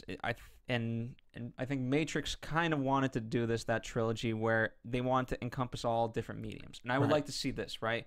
So where the comic books could enhance the movies, maybe you have cartoons for kids that, you know, tie into some of this stuff, video games, you know what I mean? All these different things that supplement what's going on with the other medium. Did you catch, by the way, it's funny that you say that because the writers of this movie, did you catch any of that? Let me just find them in my notes because they were all people who have worked on the Marvel animated series and in comic books. So they have that cross-pollination, so to speak. You know, there were 3 guys credited: Christopher Marcus, Stephen McFeely, Christopher Yost. Now, Christopher Marcus, you know, he wrote Captain Avenger. He wrote the first one. He's writing Winter Soldier. He also has done, like, Pain and Gain and Chronicles of Narnia. So here's your screenwriter. You have Christopher Yost, who's written a lot of the animated series. So he's written for the Avengers. He's written for Iron Man. He's written for Fantastic Four. So they're putting together these people, one who may know great screenwriting, but then another person who's so well versed in the Marvel universe that, you know, he can help out with the timeline. A funny credit, and I think it could have been in Iron Man 3. It was in an Iron Man movie, if you can look it up. But Ralph Macchio got a thank you. And he got a thank you because he's a huge Marvel fan and he knows the universe. So they went to him for reference. Wow. So the Karate Kid had import. I mean, this is where the Marvel universe really rocks as far as the movies go. Yeah. I would be shocked, like, when that, you know, I'll be very disappointed and let down when, you know, one of those movies comes out and it's a real dud. You know, I would be very shocked. Again, I sort of have to take Wolverine and X-Men out of that equation because they didn't integrate them into this world, into the Iron Man or the Avengers world. But within the Avengers universe, well, I'll call it, I'd be very shocked if they make a stinker. I mean, I'm really looking forward to, and I think they're taking another gamble by going with Guardians of the Galaxy. Those characters, I mean, have any of you folks read Guardians of the Galaxy? Or, I mean, most of those characters are they're not human. I mean, one of them's Rocket Raccoon. Like, that to me is another great gamble that Marvel is taking, that, you know, when it works, it'll pay off in dividends. Yeah, and, you know, again, they're creating something, you know, in terms of the legacy. I don't think a Golden Globe or Oscar is ever in contention. They don't care. But they're truly leaving a legacy and Absolutely. an experience for people, and that's what I like, you know, and the fact that you have now Comic-Con, you know, how big it's getting and things like that. I think they're really going to create an experiential entertainment. Yeah. And yeah. I mean, just a token of it is, for instance, cameos of Stan Lee. Absolutely. I just wanted to put a nod in there to it. That Stan Lee was one of the... Yeah. Yeah, okay. Yeah, he was in the movie. Yeah. Yeah. With the shoes and the crazy. And I love that they put him in an asylum. Sorry, that sounds mean, but... or like a crazy person. You know what I mean, though? He's like such an interesting character, and he's obviously done such marvelous things in the works of comics. But to have him in that scene, like, that's where they put to fit him in. I just, like, always picture these things in my head, like, oh, we're going to put you in the mental hospital, and they're going to take your shoe. Well, do you remember his character in Thor? When Stan Lee shows up in Thor, he's the guy in the truck. He's the guy in the truck. Yeah. They're trying to get the hammer out of the ditch, like, and he's got the pickup that they hitch it up to. And that takes out the whole back pedal of his truck, and he just sticks it in. Did it work? He doesn't just get cameos. He gets, like, funny, good cameos. So, I think the legacy that Marvel is leaving us cinematically, I think for years to come, I mean, for me, it's just great entertainment. I look forward to these movies whenever they come out now. And I love how they release them. So we get Thor now just before the holidays. We're going to get Captain America in the spring next year. And, you know, they stagger the releases enough that it keeps you wanting more. And, of course, you can't. Like, by the time Captain America comes out, this Thor will be coming out on Blu-ray. So, you know, they perpetuate their fandom. It just builds and builds. I'll tell you this: when it's I like saw an Apple it, iPad, absolutely, absolutely. But were there a lot of kids in your audience when you saw this? Not mine. I see movies at like 11 o'clock at night. So yes, in LA that means but there were when I saw this, there were a lot of kids, and these kids aren't. I don't think they're reading the comics quite yet. Maybe, but they seem young. But it was a priceless moment. The end credits were done. Lights come on in the theater. A kid stands up and he goes, Thor! Like that. And that's what's great about these movies, because an adult or a parent can take their kids to this. It's a far better movie than taking your kids to 12 Years a Slave, which happened to me. To Captain Phillips, which happened to me. Why would to you take it? The Prisoners, which happened to me. Okay, so, real fast. I'm gonna get on a soapbox. Don't Yeah. ever take your kid to an Our House movie that's in a different language that needs to be subtitled. If the kid is 3 years old, I've had that experience. I'm just saying. All right, moving on. You just shouldn't be taking your kids to these. You know, let's move on. Let's move on. You know, no, and, go on. And Soapbox. can we also talk about another thing that Marvel has done too? What else happened recently that was a big major shift? They went from Paramount, Disney bought Marvel. Oh yeah. Okay, so when you're talking about integrating and legacy, this legacy is forever. I mean, Disney knows this family stamp better than no one. And, you know, you've got the theme parks, you've got all this integration that now Marvel in the cinematic world is going to live on forever. Like, They're gonna have a great sci-fi theme park soon. I mean, Marvel, Disney. Oh, they're working on Avatar right now. Avatar, the Star Wars, all this stuff. They got a whole new theme park coming, and each one's gonna be, instead of Tomorrowland, we're gonna have Marvel. Yeah, I mean, can you think of better branding for somebody like Marvel or for even Star Wars other than Disney? I mean, that legacy is gonna live on forever and ever. You know, it'll be great. Well, unfortunately, I think it's for us time to start wrapping out. Bye bye. But we will live on forever because we'll be doing Do you these. say anything else? What's that? Have we covered Thor? Since I feel like we haven't talked about Thor in a couple minutes. I mean, here's the thing. I know there's gonna be so many things that fans will be like, you didn't cover this, you didn't cover that. It's we could have 20 hours and not cover everything about this damn movie because there's so many aspects of it. And About there's the so many damn points of universe. entry. Yeah. So crazy. you know, we but chose. tell everyone to go. Oh, everyone's already seen it. But that's what makes this fun, though, right? I mean, John, you said you didn't see the original Thor, right? I did not. Are you more inclined incentivized that to music like, is rolling out real quick. Are you incentivized to go back and check it out? Like, yeah, sure, absolutely. You know, I mean, can I ask? Here's another question. Fair question. Marvel Universe. Who here has seen all of these the Avengers Universe Marvel movies, starting with Iron Man? I think I have seen mostly multiple times. Okay. Yes. So but will you go back? Are you interested in has it? Yes, multiple more times. Yeah. So same here. Multiple more does not work. Sarah's a closet nerd. We learn something more no, about her every week. I think it's awesome. I mean, it's great. Not so much a closet nerd. Yeah. I am talking about this quite openly. All right. Dimitri, where can fans find you for more Marvel talk? Fans can find me for Marvel talk, Trek talk, DC talk, any kind of movie talk. Please find me at Anatomy of a Movie. Please. You're welcome. I'm here, too, alongside Dimitri. I also work at AfterBuzz TV Network, our sister network. So you can find me mostly at those two places. All right. And John, where can we find? They can't find me anywhere. You know that. I'm off the grid. You're off the grid? I'm off the grid. Right. He's operating like the Hulk. He is. And follow us You here don't want to make me angry. Movie Anatomy on Twitter, Facebook.com/Anatomy of a Movie. We don't have an Instagram yet. We'll get one soon, I'm sure. We don't take enough photos of ourselves. Where can they get a hold of you? anatomymovie.com. Check out our profiles. There's a nice little bio page about each and every one of us. And guess what? Ironically, there's a lot of other movies that we recap there too. So anatomyofamovie.com. Check it out for all your favorite movies. See you next week. Hope you're having fun, folks. See you at the movies.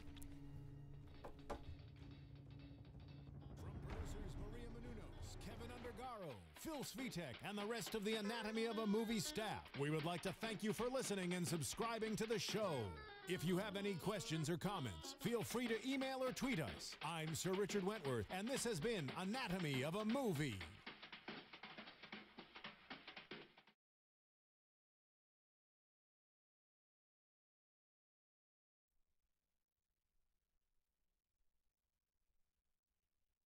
I'm opening. We have an eye, sort of a nostril, 2 teeth. One of the teeth has a small cavity. Close call, folks, but I think we got here just in time.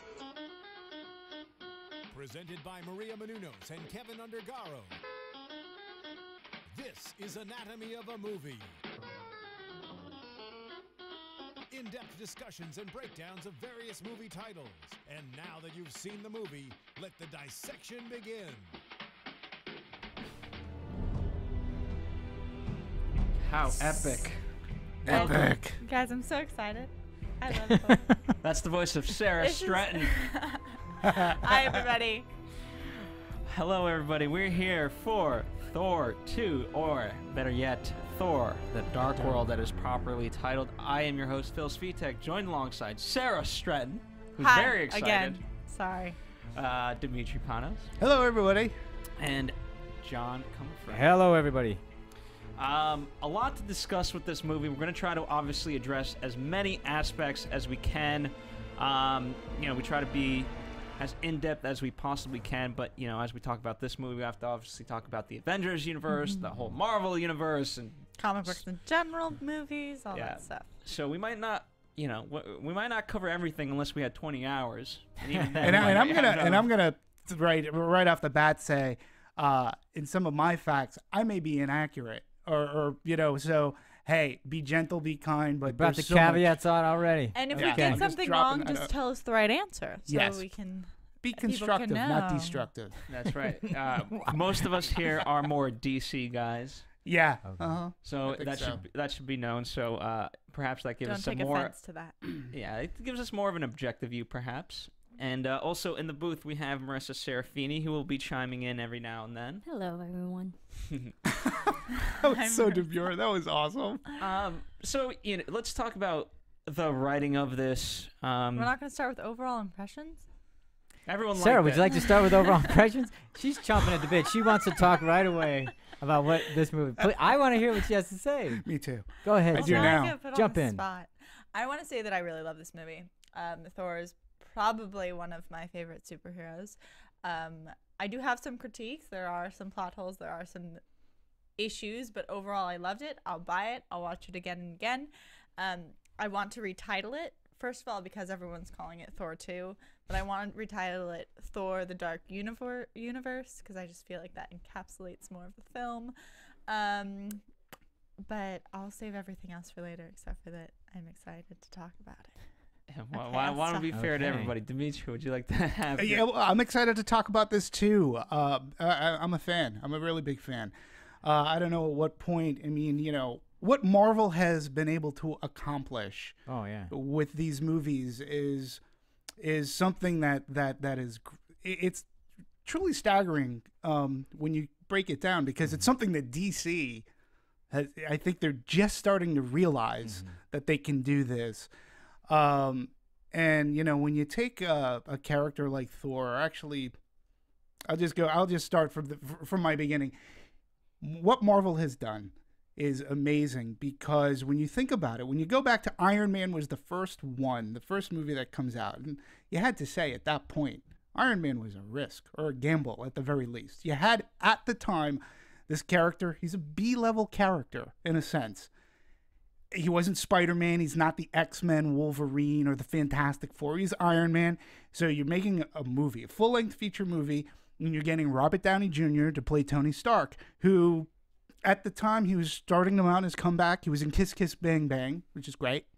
Awesome movie. But again, at the time, not proven box office. He'd been out of it for a while. And then for a director, you pick Jon Favreau, whose biggest hit at the time was Elf. He did Made. Thor was probably the closest film that he had to an action movie. So you're putting all these elements together and you're like, what am I going to get out of this movie? And let's put it to you this way. If the movie didn't succeed, we wouldn't be here talking about Thor: The Dark World. Sure. So it worked. You continue to go on. Then Marvel comes up with these great ideas. We're going to make Iron Man 2. There was another Hulk movie in there. And then you have Thor. And again, Thor had no right. I mean, I'm thinking Thor. This is a Nordic god whose weapon is a hammer, and he swings it around to fly. It ain't no ordinary hammer, though. But, I mean, how do you make him into a likable... It's named. How do you make him into a name. likable character? Yeah, and how do you make him into a likable character? How do you take this Nordic god and, and they made it work in that first Thor, and then Captain America, and then, of course, the Expendables of superhero movies, you make the Avengers. Yeah. And the Avengers is huge, and each movie led up to, and Marvel calls it Phase 1, right up to the Avengers, and you like the characters even more. So now they're into Phase 2. We've got Iron Man 3 has been out already, which was directed by Shane Black, who worked with Kiss Kiss Bang Bang, written and directed by, and now we have Thor: The Dark World. Next year we're getting Captain America. And, when you come into Thor: The Dark World, I'm like, this movie is what it should have been. It's great. One thing, for me, one of my favorite aspects, it wasn't deeply rooted on Earth. Thor lives in this, it's otherworldly. It's a big sandbox, and they played in that sandbox. And that is one of the reasons I love this movie. Chris Hemsworth, who we already talked about with Rush, he plays the character great. The actors that they have in this are really good. So yeah, big fan of Thor, big fan of what Marvel does. I think they're fantastic. They get it for mass audience consumption, action, just good old fun movies. Well, for me, what I liked, you speak of that they had to, they use this world. He's an over the world. I think, I like that because obviously it fulfills that. But it was also, from a script perspective, a necessity because, with the Avengers, what happened was on Earth. And then if it's more happening on Earth, how can you not say, hey, where's Tony Stark? Where's all the people to help, Earth? Whereas if you're dealing with an out-of-world problem, then, okay, it's only Thor who can really do it. Or Sure. you buy it. So I like that aspect of it, John. It was good. Lots of fun. There you go. I do want to throw one more thing to a nod to Marvel. They have a challenge where I think that a lot of the Marvel heroes, it's probably debatable, they go through a major character arc in their first movie, and then you're left with this struggle on like, where are you going to get those levels in the next? And you kind of have to get them from your villains or from someone else, because in the first Thor, you saw him become a man, become the guy who deserves to be king. You've already seen that. You already have who he's in love with. Yeah. Like, you're given so much, and they have that on a lot of levels. It's the same with Captain America. You've got a little more variety in Iron Man and in the Hulk, because they have when you take full-on relationship Thor and you compare them to like the heroes like Batman and Superman, who have always had these ongoing movies, it's because they have these two identities that they're battling against. Thor is Thor. He walks into the room, he's not hiding anything. Right. So to make a movie and keep people engaged is really impressive when they've already established who he is. Yeah, no, and again, you're right. That's to Marvel Studios' credit. They're able to make this character who, on the written page, if you look at some of the older Thor comics, for me, it was a little. This is why I was a DC guy. To me, he looked a little silly, but in the movies, I think they make a great character. But I think that the characters can have their earthly adventures without having to interact. The Avengers are brought in on certain types of situations, just like you can make, Superman and Batman movies without, they're both based in Earth. They don't have to cross paths, although we're finally going to get that at some point, I think. But, I'm just glad that every movie up until this point, for the most part, was deeply rooted in Earth. Yeah, there was some otherworldliness, but this one, a majority of it was out in space, out in the other galaxy, out in the Nine Realms, and that's what I really, it's like they played in that sandbox and they had a great time. I feel like they have to have a. Sorry, Phil. Go ahead. I feel like I'm going to end up saying a lot, so I should have stopped. Well, in terms of script and things like, it works to their advantage, but also it hinders them. And World of Thor, not a ton, but I had never heard of the. I keep pronouncing it wrong. Ether. Yeah, Ether. I keep pronouncing it wrong. So I looked that up because I was like, what is that from? And that's pulled from Greek mythology. I believe it's like the air or something, or the power of Olympus, or the air they breathe, or something about Zeus. Like, that is Greek. And I think that they do add a lot of those elements, even in, like you talked about how this really takes place on Asgard. And Asgard as a city in sci-fi is wonderful. It's probably one of my favorite magical worldly places. To me, it's like you get Atlantis meets Rivendell in like Lord of the Rings. Oh yeah, that's a great way to put it. With a little bit of Olympus in there. So I do like that they bring in all those elements of different myths, different legends, and they kind of apply them in the different layers of Thor. Yeah. There's so many commonalities in myths through whatever ethnicity or heritage you come from. There's all kinds of similar myths for a reason. And I think it's in our DNA. Through almost all superheroes. Yeah. In a sense, you can attach Batman to a mythical creature or mythical person. But yeah, Thor is so wrapped up in, that mythology but I think that's what makes his character, anyways, movie wise, to me, he's just a fantastic character. And I love it when we're on Asgard, and I love the whole family thing. And again, Thor is the way that they play him is he's had it, he has heart. He's this big guy, but like I said, I think for Chris Hemsworth, this role is fantastic for him. Yeah. And, too bad he should get in better shape, though. He should. You're right. I really wanted him to put his shirt back on. Bit, I wasn't okay with that. He doesn't quite look like a Nordic guy. It was CG. It was CG. Yeah, he's actually like my girth, and he's CG. Yeah. Kind of like Bilbo. He has a 6-pack. Yeah. Yeah, it's more like a 12-pack. That he drank. Shoot, what was I going to say? I don't know what we were going to say. In terms of Was this about acting? Was this about overall plot? Now I'm Was this thinking about Chris characters? Hemsworth and his abs. Yeah. Why we gotta Distracted. We distracted Phil. No, but I'm trying to think of Well, Natalie Portman. I'll say something because we were talking about the story, and one of the things I really enjoyed, and we've kind of touched on it, but because it was otherworldly, it was nice when they brought it to and I use this term advisedly, a human level, so we could relate to it. Because even though he's a Nordic god or whatever, he's still struggling with how he relates to his brother, and he has a role to fulfill with being the king, and he's got all that conflict. So there's all these conflicts that he has to deal with that we can relate to as humans because they're the same things that we go through. And to the script, I think this kind of applies on all levels of the film. But obviously it starts with the script, and it's Robert Downey Jr. who said this of Marvel, that they're going for their core fans. Mm-hmm. You know what I mean? And us, even though we're not Marvel fans, we're not necessarily comic book readers. Yeah. And I want to talk about this script specifically, but a lot of people said, a lot of the fans for Captain America and for the first Thor, they felt it was a slight rush job just to get to the Avengers. And so it can be great, but it can also hinder you because now you have timelines that you absolutely have to hit, and you don't necessarily have the creative space to be like, okay, well, how do we really do this? And I think with this one, there was so much of it that they were able to get right because I think they had a little bit more time rather than like, okay, we got to get to the Avengers now. Right. Okay, I could see that. I feel like it's such kudos to them, though. They must have like a team that literally goes, okay, we have all of these characters with their own film. We have all of our Avengers films. Oh, wait, we're going to add in our TV show. Okay, everyone has to read all these scripts and make sure they all line up. Okay, everything works. Check out. This happened. What's the exactly problems? what they had. Which, by the way, in terms of you talk, I don't know if you're speaking to the Netflix deal. Is that what you were talking about?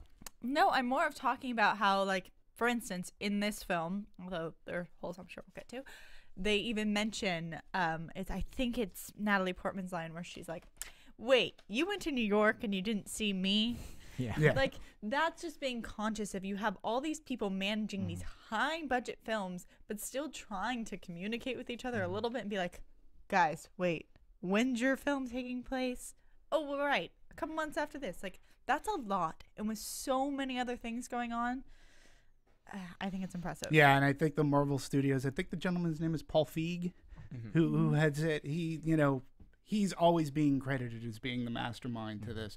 And if you really break it down, Captain America, which came later, should be, if you're going to view in chronology, if you're going to geek out and nerd out, Captain America is the first one. And, when you look at Captain America 2, there's another movie. I mean, by all rights, really shouldn't have, it's a time period movie.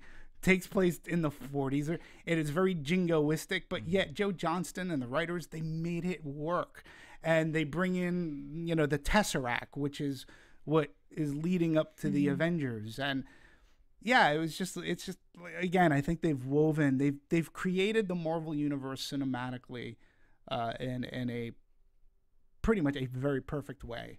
For me, I love these movies. I love going to them, and I don't even read the comic books. I don't know the backgrounds of Thor. I don't know most of their arch nemesis, who these people are. But I don't have to. I just go and I love the movies. By the way, I want to say a pun.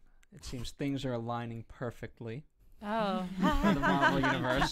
But it's interesting, in terms of Thor, for me, what's interesting is that okay, he's a comic book character, but before that, he's a myth, a legend. You have the Greeks with their gods, the Romans, and this is a Nordic god.